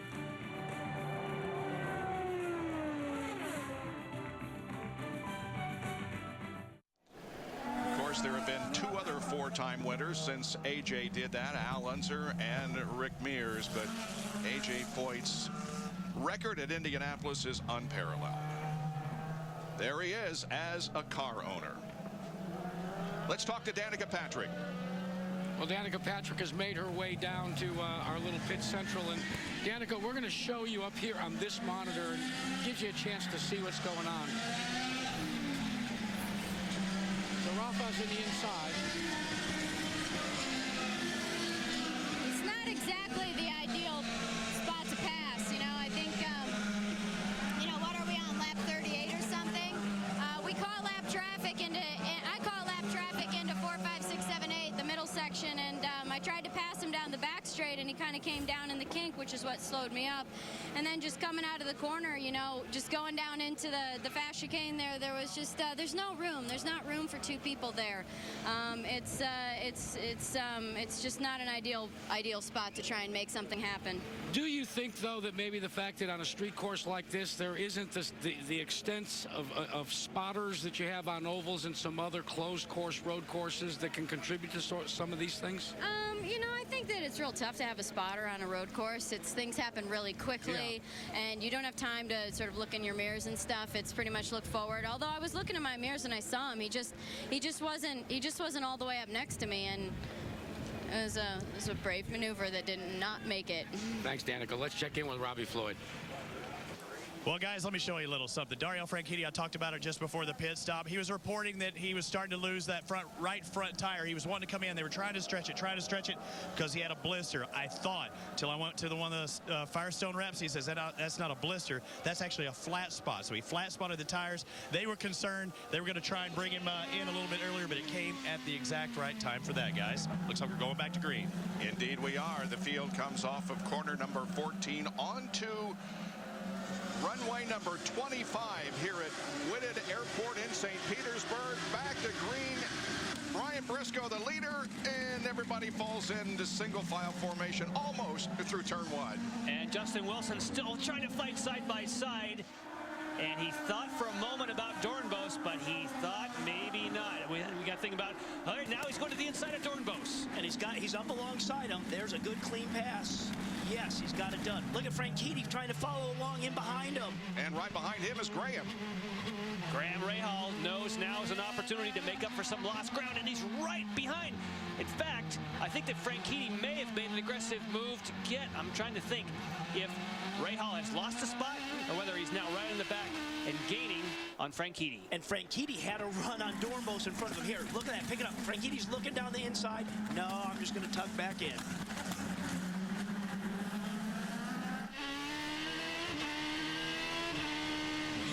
Riding on board with Dario. This is a fast section of the racetrack. Now, if you're going to make a good clean pass, a good shot off here. Right now, Dario's thinking, I want to put the power down. Put the power down, and he's got a good run. Yes, he does. We're looking at him. There he is on the left side of our screen, and he's going to get that pass done on Robert Dornbos. And look at Justin Wilson pick up a spot. Justin Wilson got to the inside of Ryan Hunter-Reay. This is tough for Justin Wilson because all these cars that got ahead in the pit sequence now are going to be tough for him. EJ Viso is his next victim. Not this time. And we know EJ is very aggressive on this racetrack. He is not going to make it easy for Justin to get by.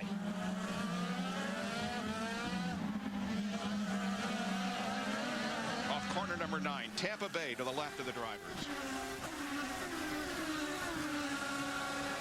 Now Justin is a guy, they're coming up to the spot, to the high-speed chicane where we saw the Rafael Matos, Danica Patrick confrontation, and no such confrontation for Justin Wilson. He knows he's going to be patient and wait for the front stretch. Coming down to complete number 42 at St. Petersburg in the Honda Grand Prix.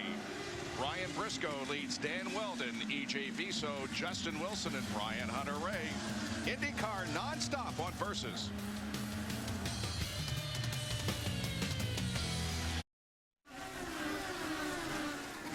Back at the Honda Indy Grand Prix in the streets of St. Petersburg on Versus. I'm Bob Jenkins with Jan Beekes and Robbie Buell here in the booth. Robbie Floyd and Lindy Thaxton are on pit lane, and Jack Arute is our pit analyst. The leader of the race with 43 laps completed is Ryan Briscoe by about 1 second over Dan Weldon. EJ Viso is third, Justin Wilson fourth, Ryan Hunter-Reay is shown in fifth position. And we've been told that everybody has had their stint on the red alternate tires except Ed Carpenter. He still has not fulfilled his obligation to run them at least 2 laps of green. Great scrap behind here. Yeah, between Dan Weldon, EJ Viso, and then Justin Wilson. The one thing about EJ Viso, he pitted back on lap 20, so he still has 2 stops to make. So they'll call him on the radio and say, you don't have to save fuel. You can use all the fuel you want. So he'll be very racy, staying ahead of Justin Wilson. One of the interested spectators here at this event is Oriol Servia. He's with our pit strategist, Jack Arute. And there is nothing worse for a driver than having to watch on television. Oriol, you're out of it right now, but when are we going to see you back? Hopefully soon. I mean, I must admit I'm a terrible race fan, and it's not fun to be here watching these guys drive from pit lane. But it is what it is, you know. I mean, it's tough economy for everybody, and I just know that you know, things are going to get better. There's a lot of things that are working, and unfortunately I cannot be in the grid today, but I'll be soon, and I'm ready to go for it.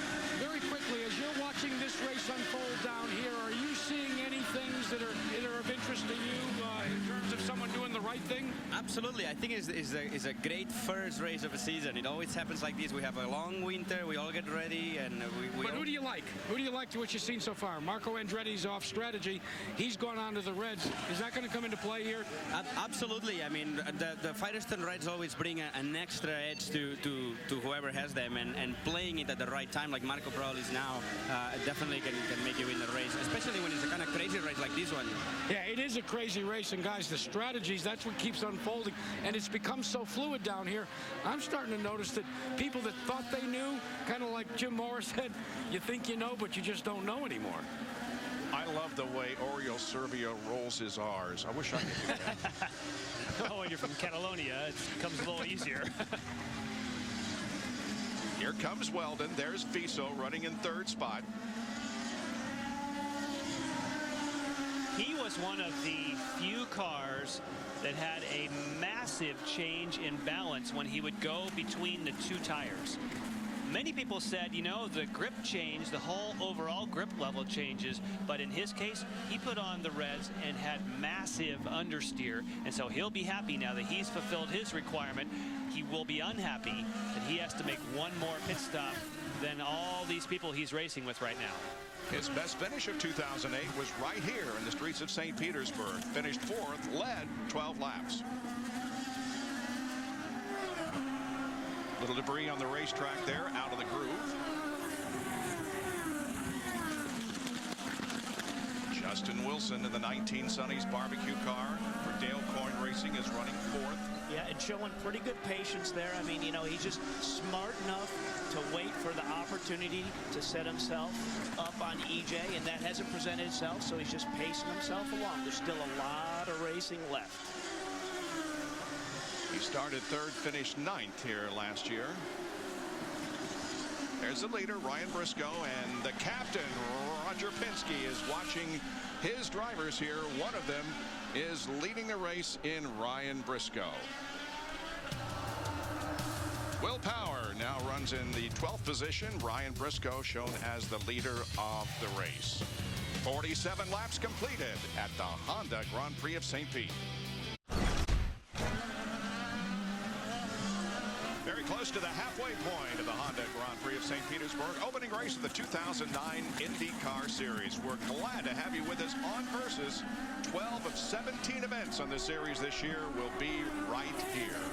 We're watching EJ Viso. He's still running in 3rd position. Right ahead of him is Dan Weldon, and right behind him is the Justin Wilson car. Now, EJ Viso entertained a group of at-risk students from Thomasville, Georgia yesterday, giving them an idea of what the mechanics are like and some of the responsibilities of the team. EJ Viso currently running in 3rd position. There's Graham Rahal. He's back in 7th. Dario is 6th. On board with Dario right there. This is a slower section of the racetrack, 4, 5, and 6. Again, just a rhythm section here. And as you come on here, turn 9, the racetrack really falls away right there. There's a big crown on there. You don't get a sense of it riding on board with him, but there's really a big crown in the road. Flat out King, 156 miles an hour down to 2nd gear. And he was happy with the alternates in qualifying, but they made a bit of a mistake because they had no experience with the alternate tires. The first set he put on, they said took a little while to come in, so they made an adjustment. The second set came in so quickly, he missed the sweet spot. Well, they've learned that lesson now, and we have seen that once you get some rubber on the racetrack, you can still be really... And EJ Viso locks an inside right front, and that allows Justin Wilson to get closer. That's a good battle here for 3rd spot. Let's see if Wilson might act here quickly. Getting to the inside. Is he going to do it? Yes, he did. Now look at the difference on a guy like Justin Wilson who gets all the way alongside. There was no way that EJ Viso could turn into that corner if he wanted to. That's the way you do it. Yeah, and it was his patience that paid off. He saw that little mistake from EJ going into turn 1. He's like, okay, now's my time. So he got right up there on his gearbox as you go through turns 2 and 3, and a good, clean pass. No risk. Dan Weldon working through slower traffic. That'll give an opportunity for Justin Wilson to get closer to yet another spot. And Ryan Hunter-Ray is now breathing down EJ Viso's rear wing. Here's Wilson trying to get around the slower car of Stanton Barrett, car number 98.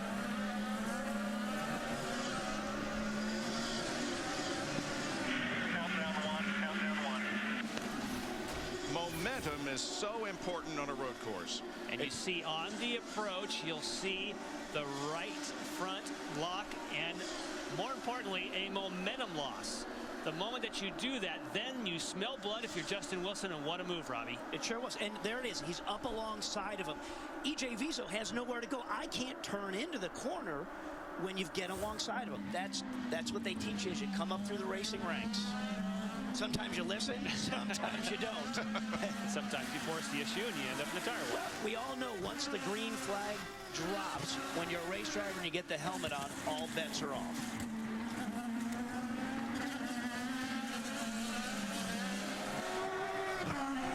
And sure enough, you know, Justin's gapped himself probably about a second already just in that lap. Oh, look at this.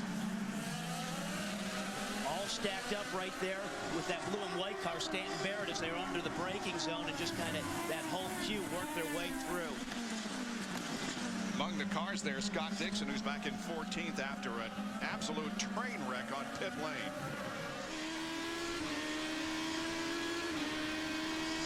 We're on board with Scott Dixon. Now look at that front suspension move up and down as you're under this braking zone and rolling down into turn 1. But also look carefully right here. He has a broken wing stay. That is supposed to be connected to give you a little additional support. It's not really going to slow him down, but it's because it's so bumpy here. It's actually snapped that cable that supports the front wing flap.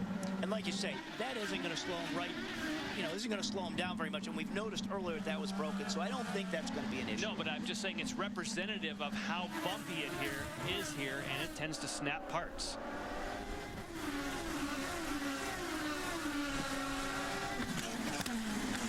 What a big group of cars this is. This is one of those things where all of a sudden you have one of those momentum losses that we just saw, and Stanton Barrett is now stopped. Turn 8. Oh, full course caution. Ryan Briscoe's thinking, oh, man, I just gapped the field. Oh, wait a minute. The yellow's out. Oh, he must be returning to his previous position. There's no passing under yellow, so he's given that one back. And like you said, Ryan Briscoe, just in the last 5 laps, he was really getting into the zone. He had built a gap of just over 4 seconds, and it was, he was laying down some fast laps. It all goes away because of this full course caution from Stanton Barrett, whose car is stopped on the racetrack. There's Ed Carpenter, who is the last car on the lead lap, back in 15th spot.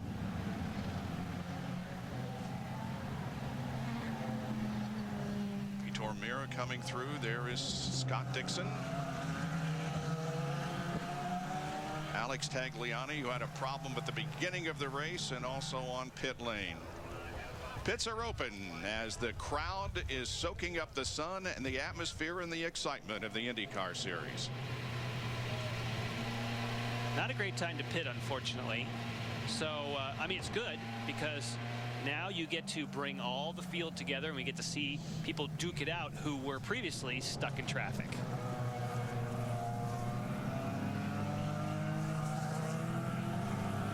There you say, E.J. Vizo, he just ducked off. Yeah. The last time he came into the pits was 20, so that's why we saw him go off there. And like you say, not a favorable time.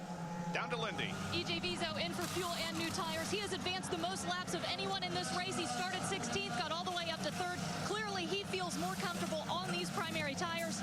And here he goes. Robbie. And in Ryan Briscoe's pit, nothing. He didn't turn in, guys. He was out in front, did not even want to turn in. They're doing stuff to Will Power's car right now, so we're already seeing maybe some fuel stuff. Chicanery, I don't know what you want to call it, but Will Power's off, but Briscoe did not come in. Well, we didn't expect Briscoe to come in, but I'm trying to look and calculate why they would have brought Power. So I'll get back to you on that one. That was unexpected. We knew Vizo was going to turn on the pit road. That we knew was coming. But interesting strategy for Mr. Power. Maybe there was something they didn't like in the handling of the car, or they felt something was, he had flat spotted some of the tires, because I think he came in last time on lap 35, which easily makes it, a 2-stop race for you, Jan. Yeah, he's going to have to stop again. That's the thing. There's no way you would come onto pit road unless, like you said, you had something that really needed fixing. Ryan Briscoe has led 9 races in 2008, including 6 of the final 9, and 2 of his 3 wins came in those final 9, including a win in the non-points race at Surfers Paradise in Australia. All right, getting set for a restart here.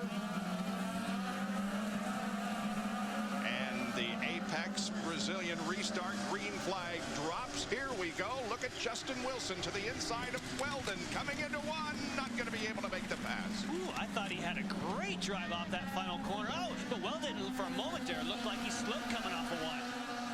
Let's see, the next good opportunity to pass is getting into turn 4. No, too big of a gap right there back to Justin Wilson.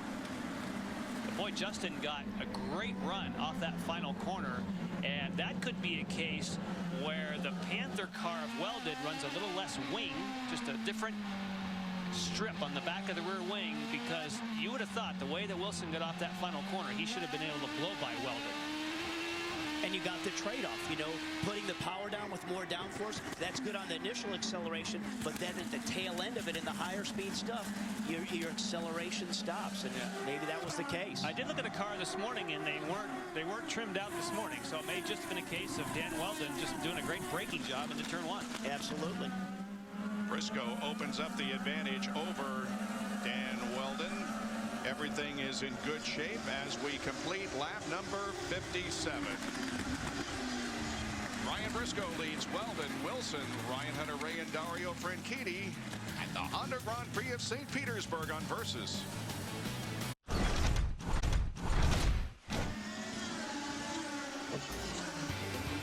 Welcome to Versus, the Indycar Series. Here's what's happened so far in this race, lap 1.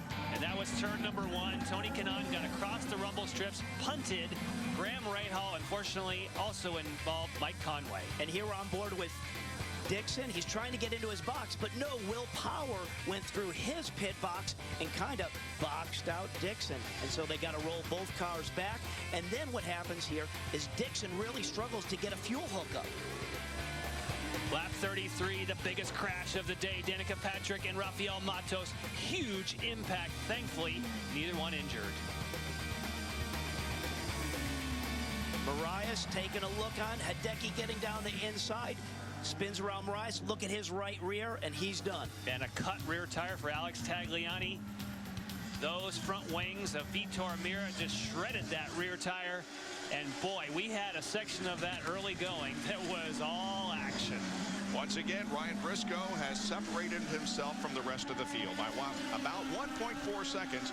But a good battle back here for second, third, fourth on back. Second place still is Dan Weldon in his first drive for this team, Panther Racing, this year. He drove for the team earlier in his career. Justin Wilson running in third position there in the Sonny's Barbecue number 19. Ryan Hunter-Reay fourth, and Franchitti is running in fifth position. Well past the halfway mark as we go down to our pit strategist, Jackaroo. Hey guys, you remember when I took the race history and I crumbled it up? I had to go dive back into the wastebasket because that's exactly what Tim Cindric has done. I went down and talked to him about why he brought Will Power in. He says he's gone back to the paper saying in the second half of the race we're going to have a few cautions, and he said, look, I need to try and do something to gain some track position. He said, I know I'm going to have to pit most likely for a splash and go. He says, but what the heck? Let's roll the dice. We're not good enough to run up front. Let's find out what else is happening down here on the pitch. Let's check in first with Lindy Thaxton. Lindy. I'm with John Barnes at Panther Racing, and Dan Weldon has said, I am so happy to be home with Panther Racing, and I would not be here if I didn't think that we could do what he is doing right now. Yeah, well, it's really good to have him back. Part of our family, and you know, him with the National Guard is just a great marriage. He does a great job with us. What are you hearing him say over the radio? Let's get this thing done. He wants to win. He's feeling the pressure from behind, certainly. And let's get to Robbie Floyd. Guys, I'm at Dario Franchitti's pits, and you notice just behind me, you see a brand new red there, and you might be wondering why is that. We actually flat spotted one in qualifying. They gave him one because of that. But he actually has some scuffed reds. So yes, he's out there on the reds, but he may actually go back out on reds again, the scuffed ones that he was able to use during earlier competition in qualifying. Now, he told me, as John had talked about earlier, that he really liked the reds. Those things were what were working for him. So when you have something to fall back on, some extra, some scuffs, that's a good thing. As the track rubbers up, the more rubber you have on the racetrack, the better the alternate red sidewalls will be, but that's going to be risky to try it at the end of the race. And we heard from his crew guys that the red tires is great power down. When Dario puts those on, it really lets him go to the throttle hard. Let's take a look at our GoDaddy biggest movers. Ryan Hunter-Reay started 14th, currently runs in 4th position. Weldon also with a good move, as did Muto, and Ed Carpenter has gone from 22nd to 15th. GoDaddy.com, where you can make the web your domain with a .com name for less than $1 a month. There's the interval between first and second, and there's not much interval between second, third, and fourth.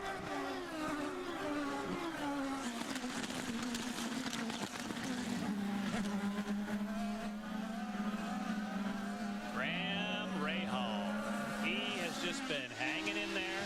Boy, what a day he has had. Became the youngest pole winner in IndyCar Series history yesterday. Started on the pole, but it just didn't work for him as he was hit in turn one on the first lap. Firestone telemetry from Graham Rahal. We'll watch how the throttle is all the way to the floor. All the way down up to fifth gear here. For him, fourth gear. Down to second, hard on the brakes. Again, now it's just a bit all second gear through here, just patient on the throttle.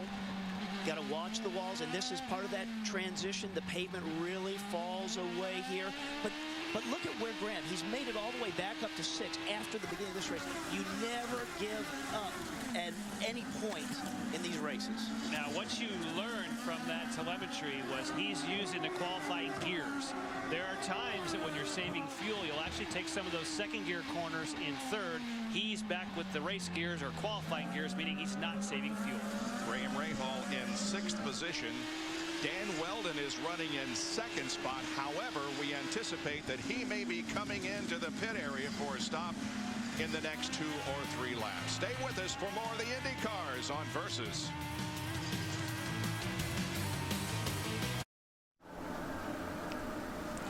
Couple of pit stops have just been completed if you are joining us here on Versus, and E.J. Viso had a bit of a problem getting the fuel hose disconnected, but he's rolling, and just before that, Scott Dixon made a pit stop. And amazingly, Viso is rolling on reds. We just talked about how he was the one car that the reds didn't work, but they're rolling the dice. I think for Scott Dixon, he is playing the strategy that's well known. You want to be the first person to make first person to make the last stop. Let's get back down to pit road. Ryan Briscoe earlier had a little problems with understeer. That was on the first set of tires. No problem since. Guys, they're being quiet. No problems there. Will Power makes a stop. He's also going for alternates. So the track's rubbering in, and that's the choice at the moment, is the faster, the more aggressive tire. I think the big shocker there was E.J. Viso going with that sticker set of reds after the problems they had with him. He just said it brought on such a big push. Obviously, they made some adjustments to the balance of the car to go with that. These are all people that are rolling the dice, trying to make big position moves. Interesting to see what the leaders do. Oh, here comes Briscoe and Weldon, first and second on pit lane. Now, anytime a driver comes down pit lane, you think this is when they could catch their breath. This is when a different game comes on. Down to Lindy. In comes Dan Weldon. He is getting fuel and new tires. So far, they've only made tire pressure adjustments today. He says the car is handling great. He's very happy with it. Down to Robbie. Guys, it looks like they're going with scuffed tires, not new tires for Briscoe as he takes off again. Not many words out of the Team Penske camp with Ryan Briscoe. Tony Kanaan completes his pit stop and rolls back out onto the racetrack.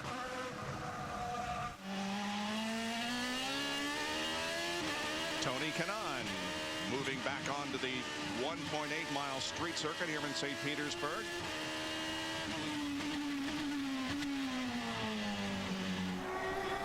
Justin Wilson has inherited the lead because of the pit stops. Ryan Hunter-Ray now second. Franchitti is third. Now, if Justin Wilson does not pit, he's taking a big risk. Did he stay out? He did.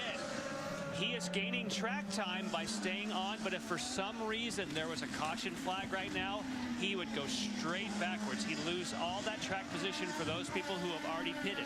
So when I tried to say earlier, you want to be the first person to make the last stop.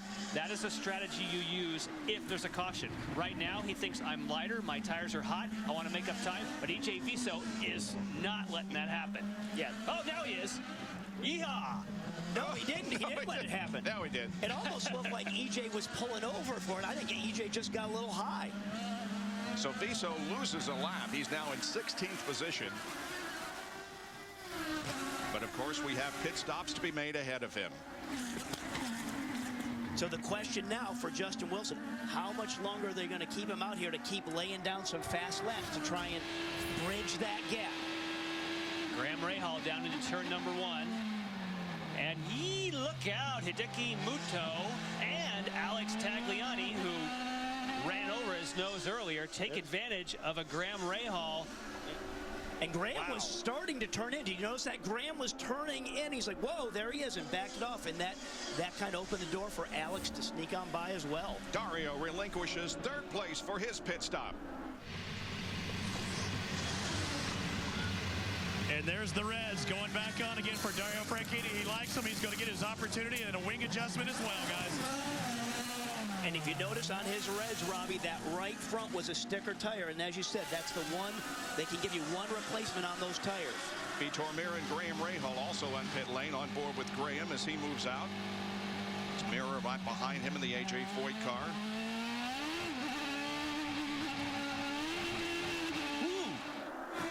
Hello, Scott. Blending in right. Let's look for Scott to take a move on him right here. Yes. Oh, yeah. Whoa, man, following through.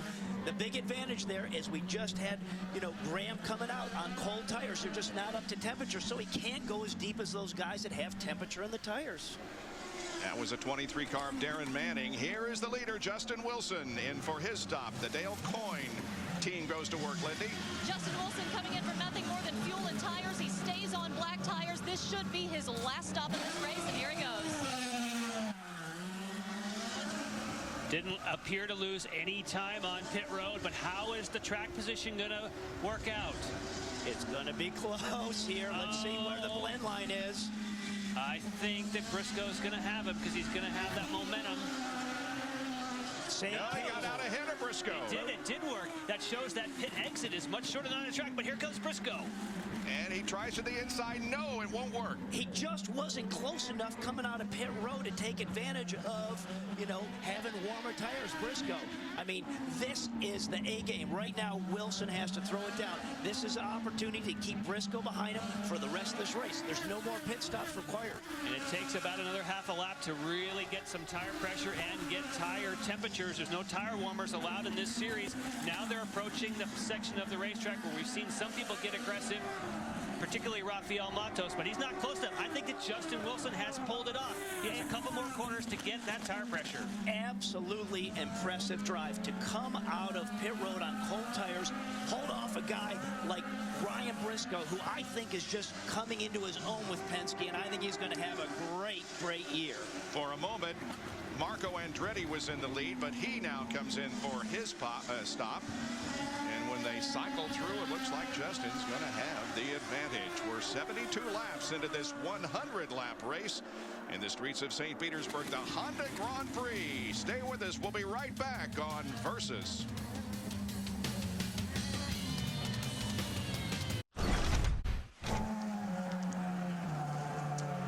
You saw an Indycar nonstop on Versus, the incident involving Ed Carpenter. That has brought out a full course caution, but no real serious implications because everybody had made their stops.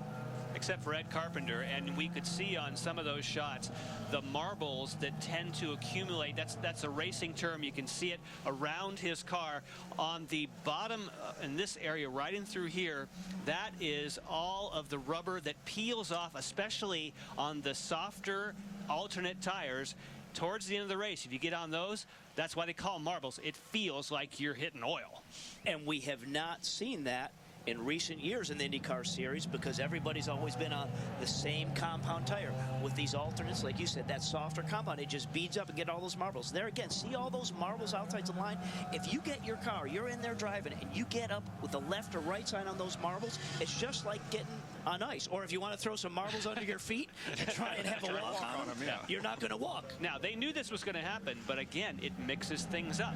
A few marbles, a few different tire compounds, and it makes the racing, and we've had a lot of exciting stuff to see. Now, of course, Ed Carpenter's not too excited at the moment, but we don't know for certain even if the marbles had anything to do with it. But the good news is that we saw Ed get out of the car, went into one of the safety vehicles, and apparently is okay.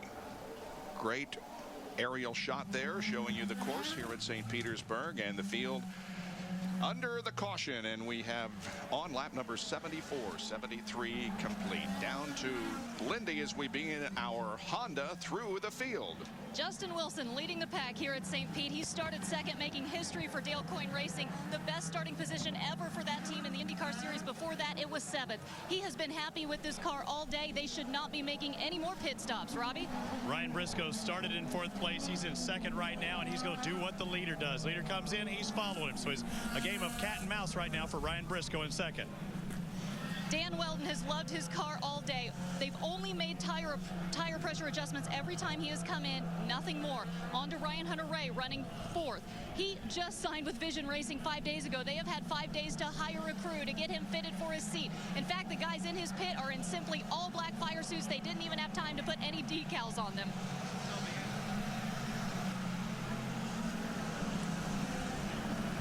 He was...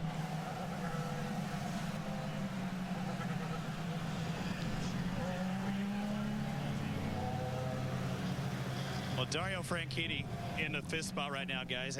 We've been having problems with that right front, or he has been having problems with that right front. Again, when they came in and Robbie talked about putting that brand new tire on the right front, he needed to, because you saw this bald spot going about halfway around the tire. So he's been having problems with that right front. Just behind his 6th place, Tony Kanaan. He's been trying to get back where he started from. Remember, that first turn really took him out of the game, or so we thought. He's up to 6th place right now, trying to charge through just a few adjustments. And remember, that was after a front nose change at the start of the day, so he's really charged back from last all the way up to 6th place. Marco Andretti pitted on lap 70. They say their car can now make it to the end. They did tires and fuel. By the way, EJ Vizo now in his pit box. He had dropped down to the 16th spot, and they said that was a pit stop problem, and he is now back in. And that ruins a good day that EJ was having. And we haven't talked, there is Viso's car. We haven't talked much about Marco Andretti, but give him a call as he has moved up into the top 10, as you heard, in 7th position. Yeah, when I talked to Marco a little bit this morning in qualifying, something was wrong with the underside of their front wing. So they weren't getting any downforce up there, and they didn't know that was going on. So they were making adjustments, not knowing that something was broken up on the front wing. A little frustrating for them.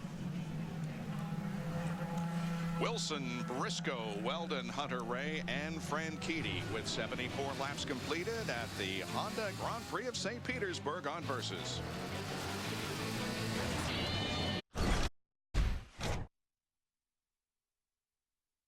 The Andretti name still tops the order. It's been special to our family. It's where I won my first race and my last race in my career in IndyCar, so it's been pretty special. When you have those memories, I mean, it doesn't get any better than that.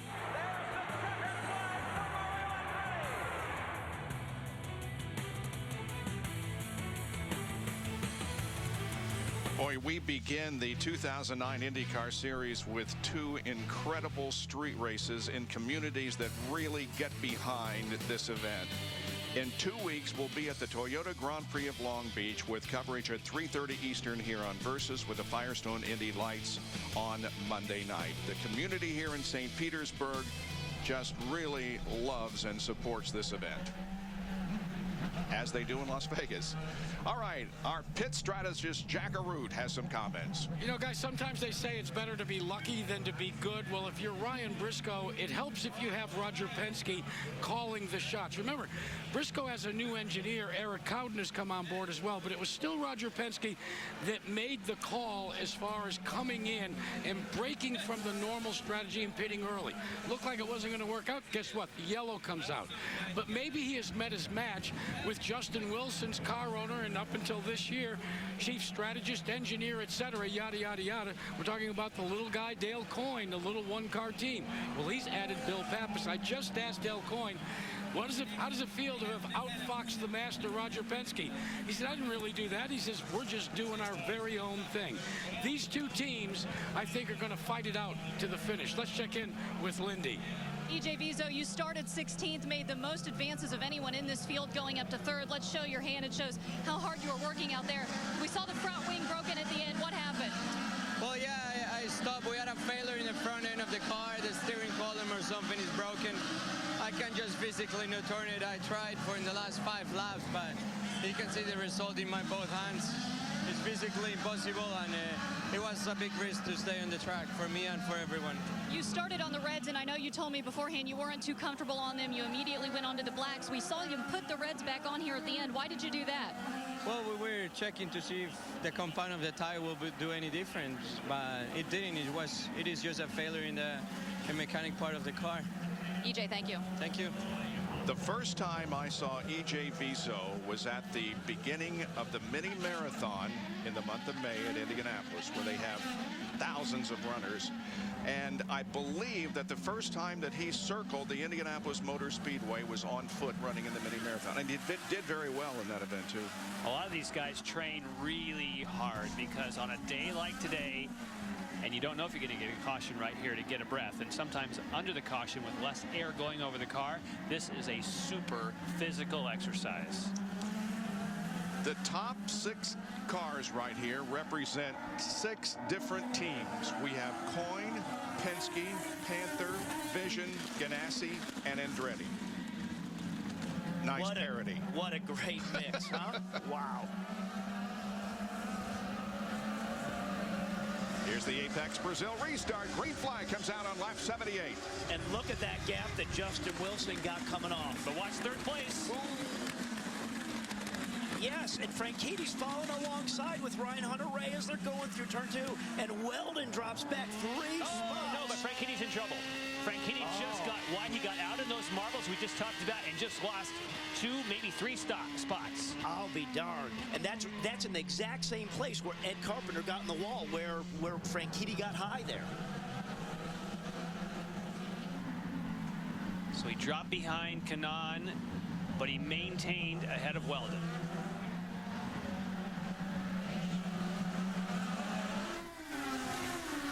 On the throttle off of turn number 9. I'm just impressed with Justin Wilson. He got a 3-car gap right at the line there. I mean, he timed that restart beautifully. Absolutely kind of snookered Ryan a little bit. That was a fantastic restart. As they cross the line, we'll get an indication of just how much distance he put between himself and Ryan Briscoe. Look at Ryan Hunter-Reay. Yep, 0.4 of a second, and here he comes. He's Ryan thinking about it. Looking for second. Yeah, he's racing. Dornbos to the inside of Muto, and Dixon to the inside of Andretti. Yep.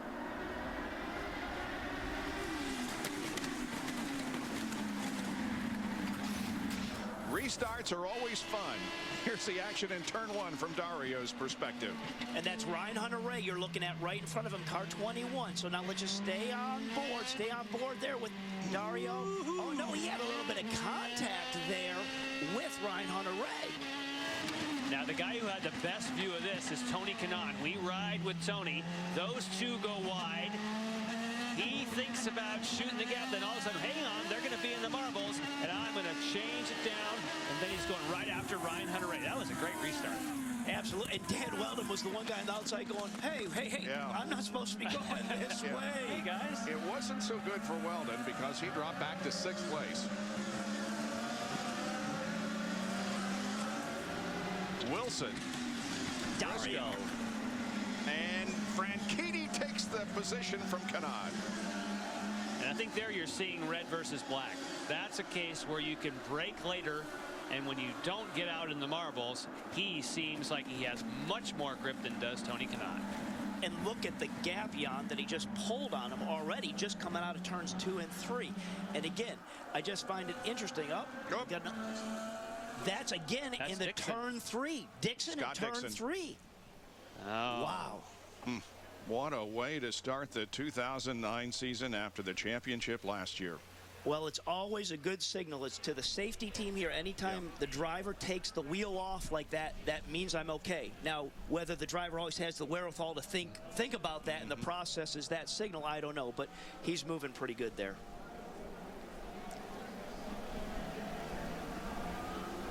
That is the same exact spot as Ed Carpenter, correct? Absolutely. Looks like it. Yep. Same spot.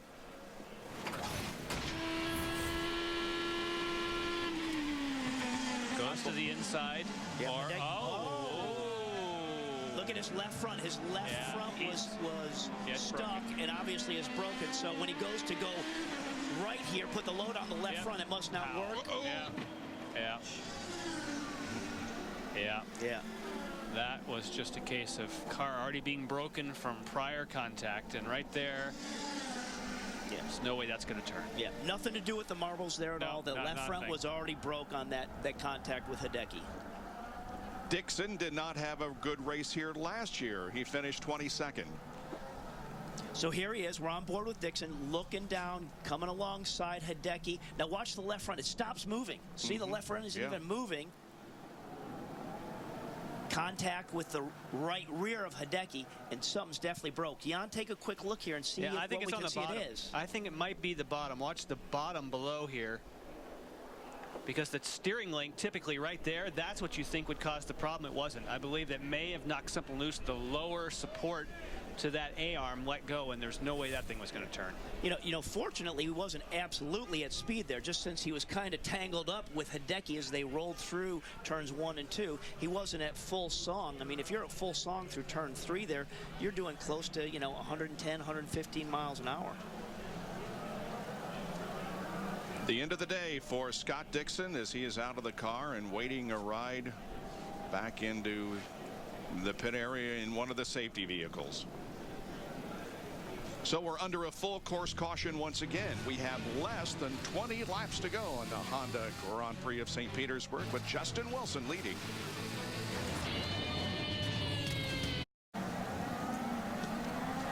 Still under caution here at the Honda Grand Prix of St. Petersburg with 18 laps to go.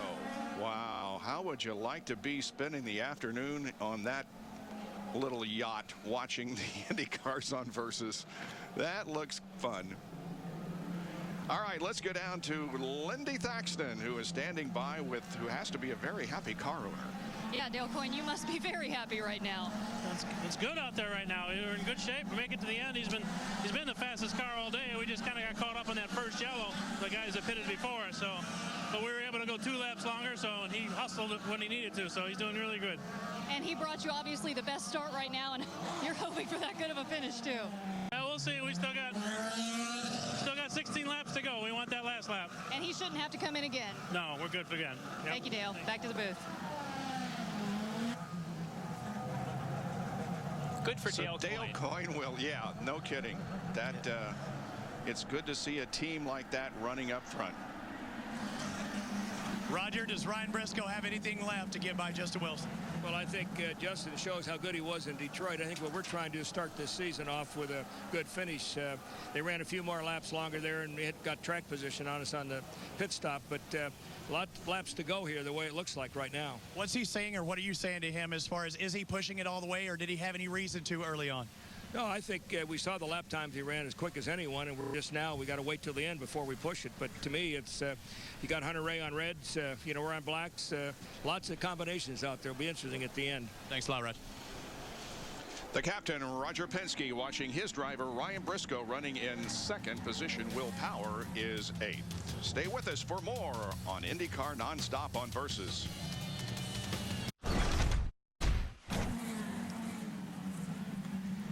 Laps winding down here at the Honda Grand Prix of St. Petersburg as the IndyCar season is underway. In fact, we only have about 16 more laps to go in this 100-lap event through the streets of St. Petersburg. Justin Wilson, your leader, over Ryan Briscoe, Ryan Hunter-Reay, and the signals being given. Next time they come down, they'll get the green flag. Well, it absolutely is a fantastic job that Justin Wilson did on his outlap on cold tires. I'll say it again. I mean, that was impressive. That's what separates drivers out here. I mean, that was fantastic. Interesting also that Roger Penske is worried about Ryan Hunter-Reay behind on the reds. It has not been a good day for the defending series champion. Here's lap 1. trying to thread the needle, and then look at Mike Conway shoot across him. It turned out it wasn't the contact for him. But really the biggest moment for Scott Dixon was coming on to pit road, and that's because Will Power slid past the box. Here, he lost all of his track position. And Robbie, once you lose track position, then you're back there fighting with people that you really shouldn't be. No, and more things can happen, and here it is. He's just coming alongside Hideki. We just saw this happen. Look at that left front. He's obviously damaged that left front. Now when he comes back through this right-hander, turn 3 here, a fast section, he goes to right, but the car just keeps going straight, and there you go.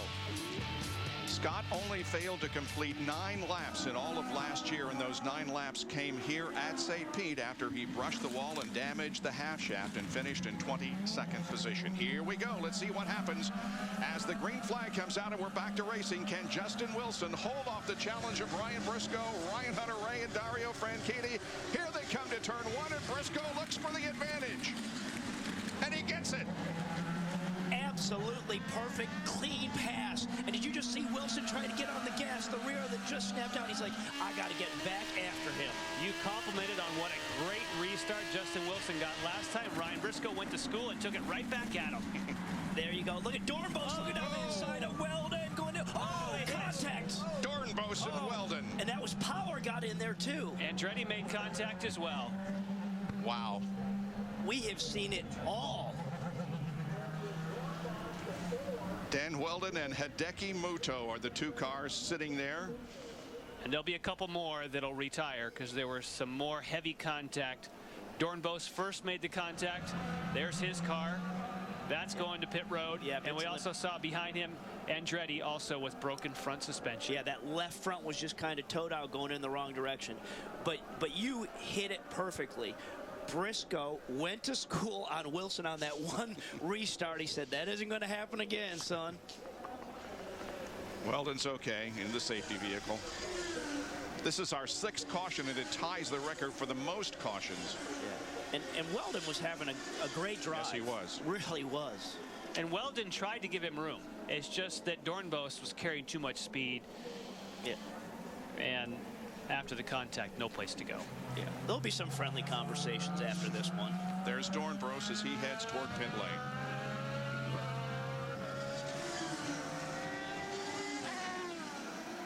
All right, here's what happened at the drop of the green flag, and as they headed down into turn number 1, watch Briscoe. So he's already made the pop. He's pulled alongside Justin, outbroke him a little bit. Perfect clean pass. But look what happened. It was Weldon that lost momentum in turn number 1, and that's what put him. Look behind. Look at the top of the screen. This is where the bright red car of Dornbos goes to the inside, and look, he just pushes. He just didn't hold it in. I mean, he was trying, but the centrifugal force pulled him out, and that was a case of Weldon. This is where he lost his momentum. He tries to go to the inside of Kanaan, but now he's off power.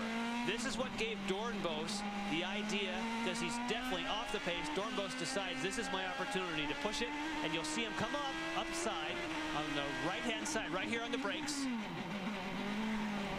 And Weldon's trying to stay high. See? He knows he's coming on the inside. I mean, Weldon was doing everything he could. Yep. But it all started when Dan just tried to outbrake Kanaan into turn 1, couldn't get the car slowed down enough, and drifted up high. That set that whole sequence off. Dan Weldon won here in 2005 rather, to lead Andretti Green's historic 1-2-3-4 finish.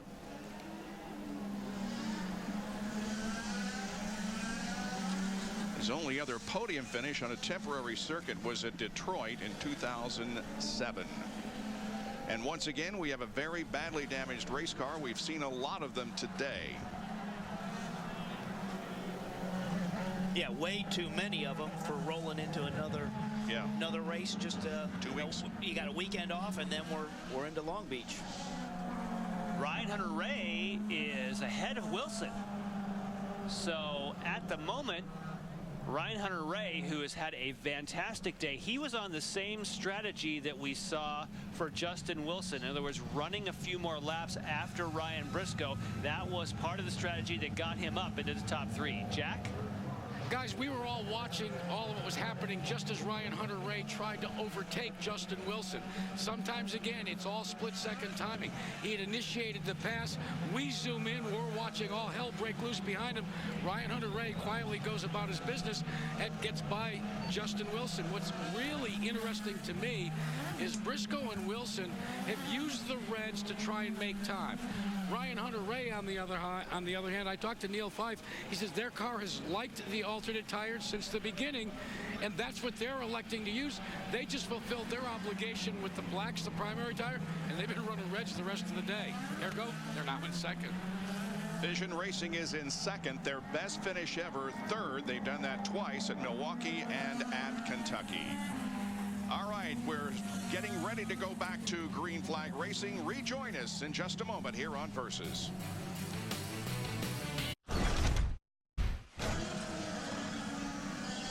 The cleanup continues for the incident, and now we are down to just 10 laps to go. Ryan Briscoe is the leader, Ryan Hunter-Reay second, then Justin Wilson, Dario Franchitti, and Tony Kanaan. There were 2 Firestone Indy Lights races here in the last couple of days. Now, if you want to see these races in their entirety without knowing who won and how it happened, please look away for the next few minutes and hit the mute button, because we're going to show you highlights, okay? Here we go. Remember the name Junior Strauss, because this guy has won both races. He took the lead from J.R. Hildebrand here in a nice move going into turn number 1, and he held on for the victory in race number 1. The young man from the Netherlands, and then in the second race, he took the checkered flag first again. So a double victory for Junior Strauss as Paul Diatlovich hits the cold water. And a name to remember, a nice weekend for that young man here in the Firestone Indy Light Series.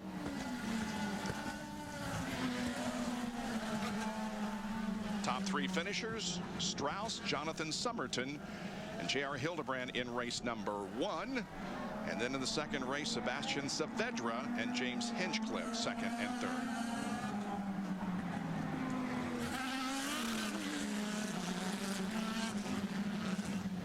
Now, Jack was talking about how Ryan Hunter-Reay had the opportunity to sneak by, and you can see it from overhead. So right in here, right behind the tree, is where you see the swinging wide there of Justin Wilson. Tried to turn in. Somehow the car wouldn't turn, left the door open, and Ryan Hunter-Reay swooped in for the kill. Nicely done. Great stuff. Do you think the Firestone Reds are playing a role there since Ryan Hunter-Reay's on them? Just a little bit of grip right now. Maybe on that restart just didn't have as much Justin grip-wise. That was certainly part of the play, but it was interesting that right after that, boy, you could just see what happened. If you have a little bit of something that changes the momentum up front, it just turns into, like you said, Bob, earlier, a train wreck behind. Yep. So what do you think, guys? Can Ryan Briscoe hold him off? Yes.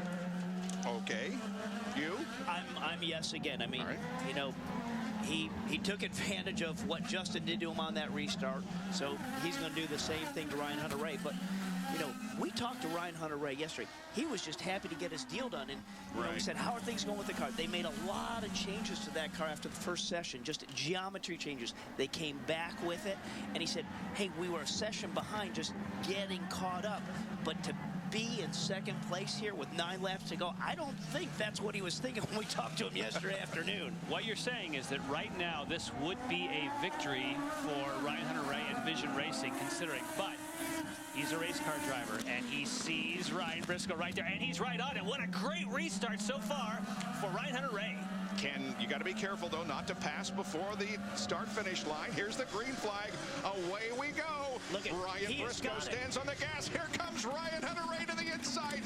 No, great braking. Even did you see how late Briscoe went on the pedal? He actually went a little bit high in the corner. Woo!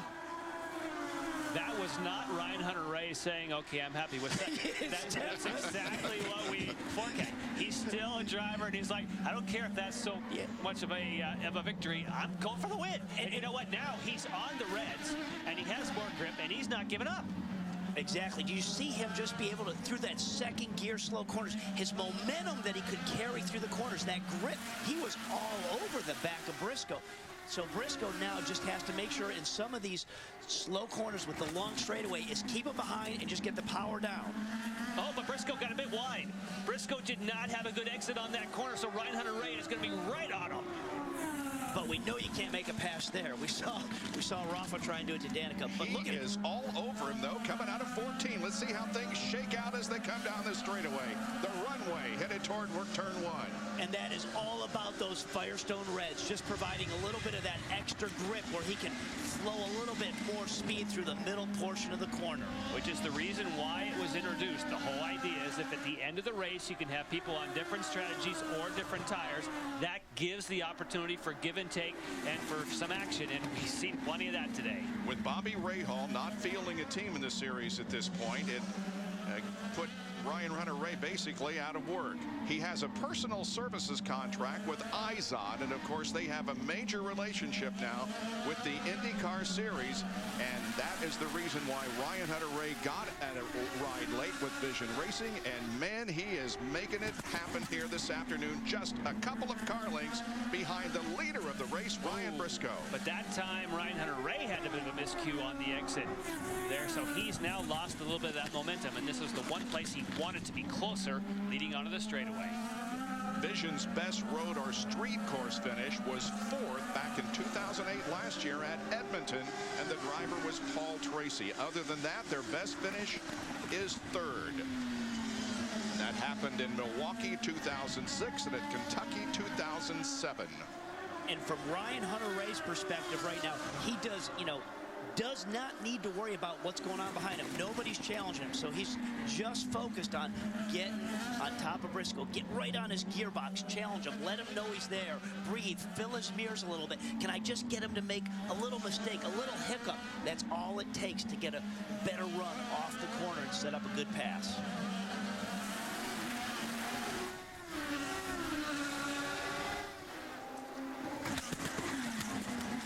Scott Dixon crashed out of this event, and Robbie Floyd talked with him. It looked like the left front wasn't moving. What was happening from your perspective? Yeah, I think, it was just a tough day for Team Target. We had someone parked in our pit, which I haven't seen for quite some time, and that pretty much ruined us. We went straight to the back of the pack. We tried to go out of sequence a little bit to try and jump those guys. We got traffic early, and we couldn't really do much. So it was a tough day. You always had to try and outbrake somebody into one or some other area. And in turn 1, you had little marbles everywhere. So as soon as you got inside, you generally picked up speed instead of slowing down.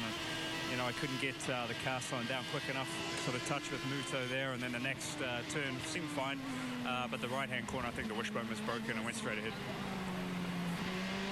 So a tough beginning of the season for Scott Dixon. He's going to finish back in about 16th position. On board with Dario Franchitti there for a moment. He's back in 4th, ahead of Tony Kanaan.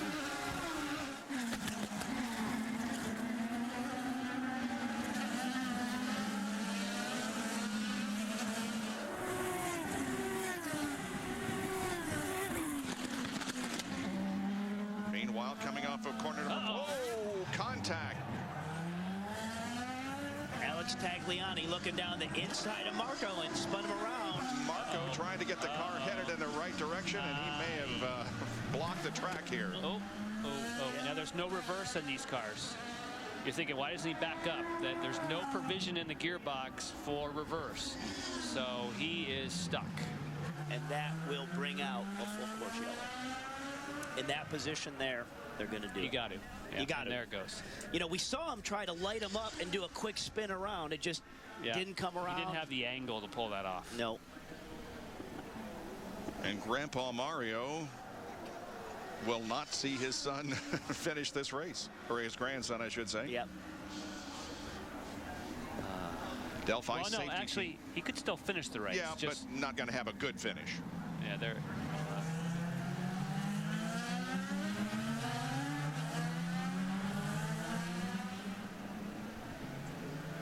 The great Mario Andretti, 1969 winner of the Indianapolis 500, former world champion in Formula One. Here's the replay now as Alex Tagliani and Andretti came together.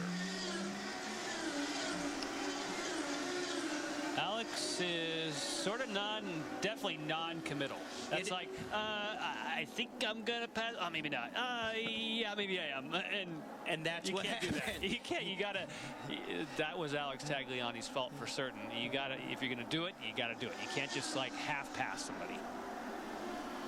Down to Jack Arute, our pit strategist. Well, this isn't about strategy as Marco Andretti gets out of the car. You know, one Andretti has won the Indianapolis 500. Back in 1969, you saw Mario Andretti from there. He went on to stardom as a Formula One world champion. Things might have been different, though, if a man who left us just a couple of days ago had the right pit strategy on pit road. In 69, it was Lloyd Ruby who was leading the race, and Mario Andretti was behind him. Lloyd Ruby made his final pit stop, ruptured both fuel tanks, and saw his fuel and his dream of winning the Indy 500 go out on the tarmac. Mario went on to win his only Indy 500. We lost Lloyd at the age of 81 this week, and our thoughts and prayers and condolences go out to him. And for old guys like us, he was one great racer. He was, and perhaps the most popular non-winner in the history of Indianapolis, with Michael Andretti, of course, included in that group also. Here's the green flag. Back to racing. Can Ryan Hunter-Reay get a good run this time? No, Justin Wilson takes a peek, but decides not to.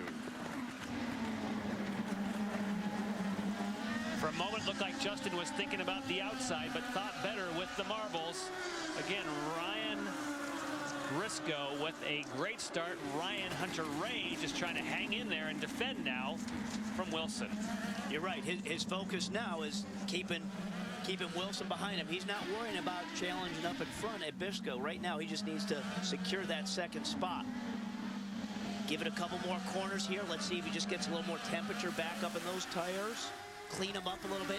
Anytime you have yellow situations, sometimes you pick up a little debris on the tires, and it takes a couple corners to get that debris off and get your good contact patch back on the tires. They are all close enough right now that if someone decides that they're going to take a big risk, all these cars, and look how close they are. 1, 2, 3, 4, right together with 1 lap to go. Ryan Briscoe looking for the victory. They're lined up behind him, though, waiting for the opportunity. Dario Franchitti takes a look to the inside of Justin Wilson. That was a teaser look. That was the tease look.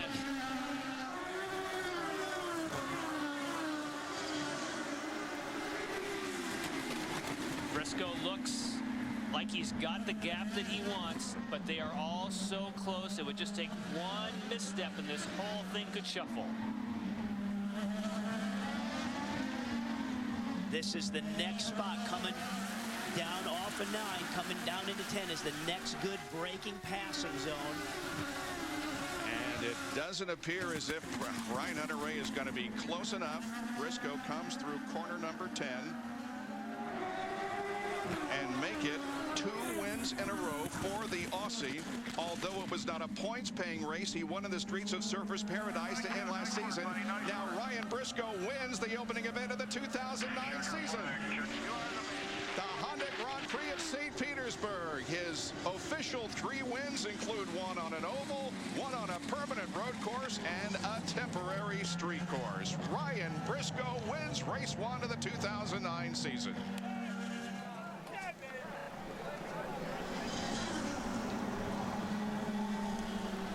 Down to Robbie Floyd with Roger Penske. Roger, congratulations, taking the victory out here. That's Ryan's third. I guess you knew what you were doing when you replaced him with Sam Hornish. We talked about that with Will and Elio Castroneves, but could this day have gone much better for you? Well, I'll tell you, this one's for Elio. The job he's done for us. I'm sorry I wasn't in the seat of that 3-car. Will did a great job, but what a job Briscoe did there, holding off some great drivers. He stayed cool at the end, and you know, it's interesting. Hunter-Reay did a hell of a job. He was on the red tires, and to me, I didn't know. I mean, it was just how could you get off at that restart, but it's over now. This kid's fast. He's won on the road street course. He's won on the oval. He looks like a serious contender. You know you've got to have some positive thoughts going into this 2009 season. Well, just great to get the season started. We got some great teams out here. I applaud the IRL and everybody what they're doing. Having you Versus on as our new TV partner is good for us and our sponsors, so thanks for everybody. Congratulations. Thanks. Penske Racing's 30th win in the IndyCar Series at the hands of Ryan Briscoe.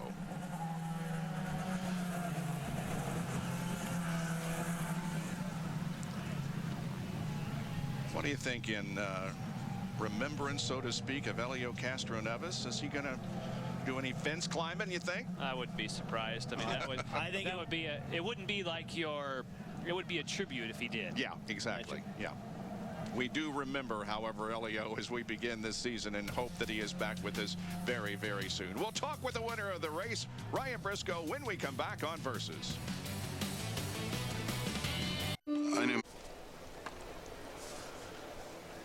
Well, the photographers have gathered around as Ryan Briscoe has the helmet off now. He wins over Hunter Ray and Justin Wilson. The best career finish for both Vision Racing in second and Dale Coyne Racing in third position. Darren Manning with a great run finishing in 8th position. Now to our IZOD victory lane. Here's Jack Arute. And Ryan Briscoe, who had not finished the race here at St. Petersburg, finishes it the way you should, in first place. Finally. Yeah!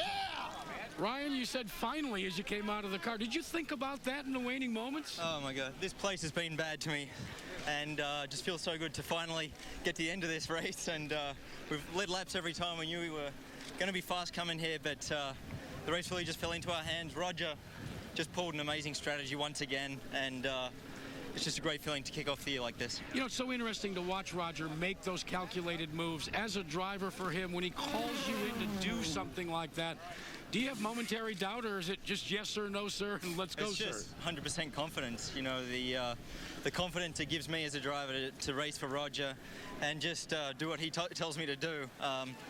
He just brings out the best in everyone in Team Penske, and just so happy for everyone here on the team. Let's talk for a moment about that one, well, not the final restart, but the one where your rearview mirror was filled with Ryan Hunter Ray. What were you thinking? Well, I was just thinking, I've got to brake as late as I can here on these tires, and the restarts were so difficult. They were just so slippery. I think we were getting a lot of marbles, and the tires just took 2-3 laps to come in. And I got to say, big congrats to Wilson as well. He was extremely fair when I passed him on the restart before that, and just what a day. When you're a driver for Roger Penske and you win the first race, and especially considering what you went through last year when you had to break through at Milwaukee, how many more do you think you can win this year? I hope a lot. I hope a lot of races, but we just take them one at a time. And the important thing to kick this year off was to try to just get some points. And I think our wins are coming when we just try to roll around and get points. So that's what we're just going to keep trying to do. Fellas, remember the one thing that Roger Penske has always said: winning is where preparation and anticipation and opportunity intersect. That's what happened with Ryan Briscoe. Called in early, and it paid off. Great strategy, great driving on the part of Ryan Briscoe to win race number 1 here in the 2009 season. More post-race show when we return from St. Petersburg. Honda is proud. The beautiful overhead shot of St. Petersburg, Florida. Honda Indy Grand Prix is history. Ryan Briscoe takes home the checkered flag, finishing second. A very impressive run for Ryan Hunter Ray. He's only finished in the top 5 twice. He won at Watkins Glen last year, and he comes home second today. Here's Lindy. And Ryan started 14th. Talk about your battle up to number 2 and that pass of Wilson. Yeah, well, I mean, it's unreal how the last couple days have gone. I mean, we showed up here on Friday. We were trimming away at the seat and making adjustments to the seat. Now we're sitting here on the podium. So it's just a testament to this team. They certainly deserve it. They did an awesome job. Everybody just kept to their task, did an unreal job. The stops, everything. And I really have to thank everybody that helped put this thing together. You know, Tony George, first of all, the George family, Colin Dine, William Rast, Izod. Everybody has just put in so much work to get this here, and they all deserve it. You really had 5 days to put it together, and you say that you were best when you were under that pressure. Yeah, definitely. I think I am, and certainly now I've created some good pressure for myself. Second in the standings. We have a weekend off, so you know it'll be good to regroup, get back, and go racing at Long Beach. But the racing out there today was awesome. It's unfortunate offline was a little bit too dirty to really go at it, because some of us up there would have had a good time, but we had to keep it in line. Ryan, congratulations. Thank you. Robbie. Well, Justin Wilson, the best finish ever. Congratulations to you on an effort that the underdog does prove that you don't have to have these millions of dollars and the years and years of development to finish in the top 3. Yeah, it's been a fantastic weekend, and I'm really pleased. The Sonny's barbecue car has been fantastic. We've had, you know, a great chance here, but unfortunately it slipped away. Just couldn't quite get the restart there. It was feeling good, but Ryan just was able to get in the tow, and I guess that's what the big budgets and all that development does for you. They get good straight line speed. So after that, I was offline, and Ryan sneaked by. During the congratulations, just a moment, I heard Dale Coyne say, well, it looks like the Sonny's Barbecue had a faster drive-through than McDonald's. That has to be a little feather in your cap as well. Yeah, it's fantastic. You know, what can I say? I'm just happy we've got a result out this weekend. It was very difficult on those restarts. It was like being on, we were on marbles. It was like being on ice. The car was just sliding around for about 3 laps until you getting cleaned off. So tough conditions, but happy with the result. You're showing how strong you are on the road and street course, and there are 7 of them throughout the year. Looking forward to that? Yeah, I mean, that's what we have a better chance of competing on, and I think today shows that this is our forte.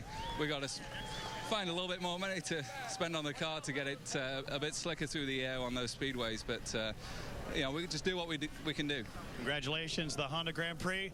Justin takes 3rd. Jackaroo. Yeah, and a guy that's back with a vengeance. Welcome back, Dario Franchitti. Thank you. It's good to be back. As it says there, it's good to be home. There you go. I want to take you back to the start. Take a look and talk us through what were you thinking? I practiced this morning. I went out and basically I knew where I had to brake, and the guys started braking, and I just fanned out down the inside, a little bit of lock. No worries. My brother did exactly the same thing here at the ALMS race 2 years ago. Well, let's go to the onboard. And he got away with it. And yeah, you'll see, look, just pulling gears here. And I'm thinking, okay, good start. And you're not sucking air right now? No, look there, boom. It's cool. Not even a little hint. Lovely. That was good. Just lovely. That was great. I'm sure some of the guys aren't happy, but that really helped us out. That kind of made up for getting hosed a little bit on the strategy later in the race. Where do you feel you were hosed at the end? Not hosed. I mean, it's just bad luck. It's nothing. Yeah, it was your word, not mine. Yeah, exactly. Okay. No. It's probably the wrong word. We just, we picked a strategy. Some of the guys picked another one, and it worked out for them. Didn't work for us. We had at the end, the car was super fast. The Airwick car was really good, but I couldn't get close enough to make that move, which was kind of frustrating. But that's what you're up against. But watching the guys up front, everybody was pushing 100%, no doubt. But you know what I find is interesting, and we're talking about it all the time, the tactics and the strategy during the course of the race. In one lap, you think you've got it all figured out, and then something changes, and that's in essence what happened with you, because was it the track conditions, or just other people did something different? Yeah, other people just did something different, really. We didn't have the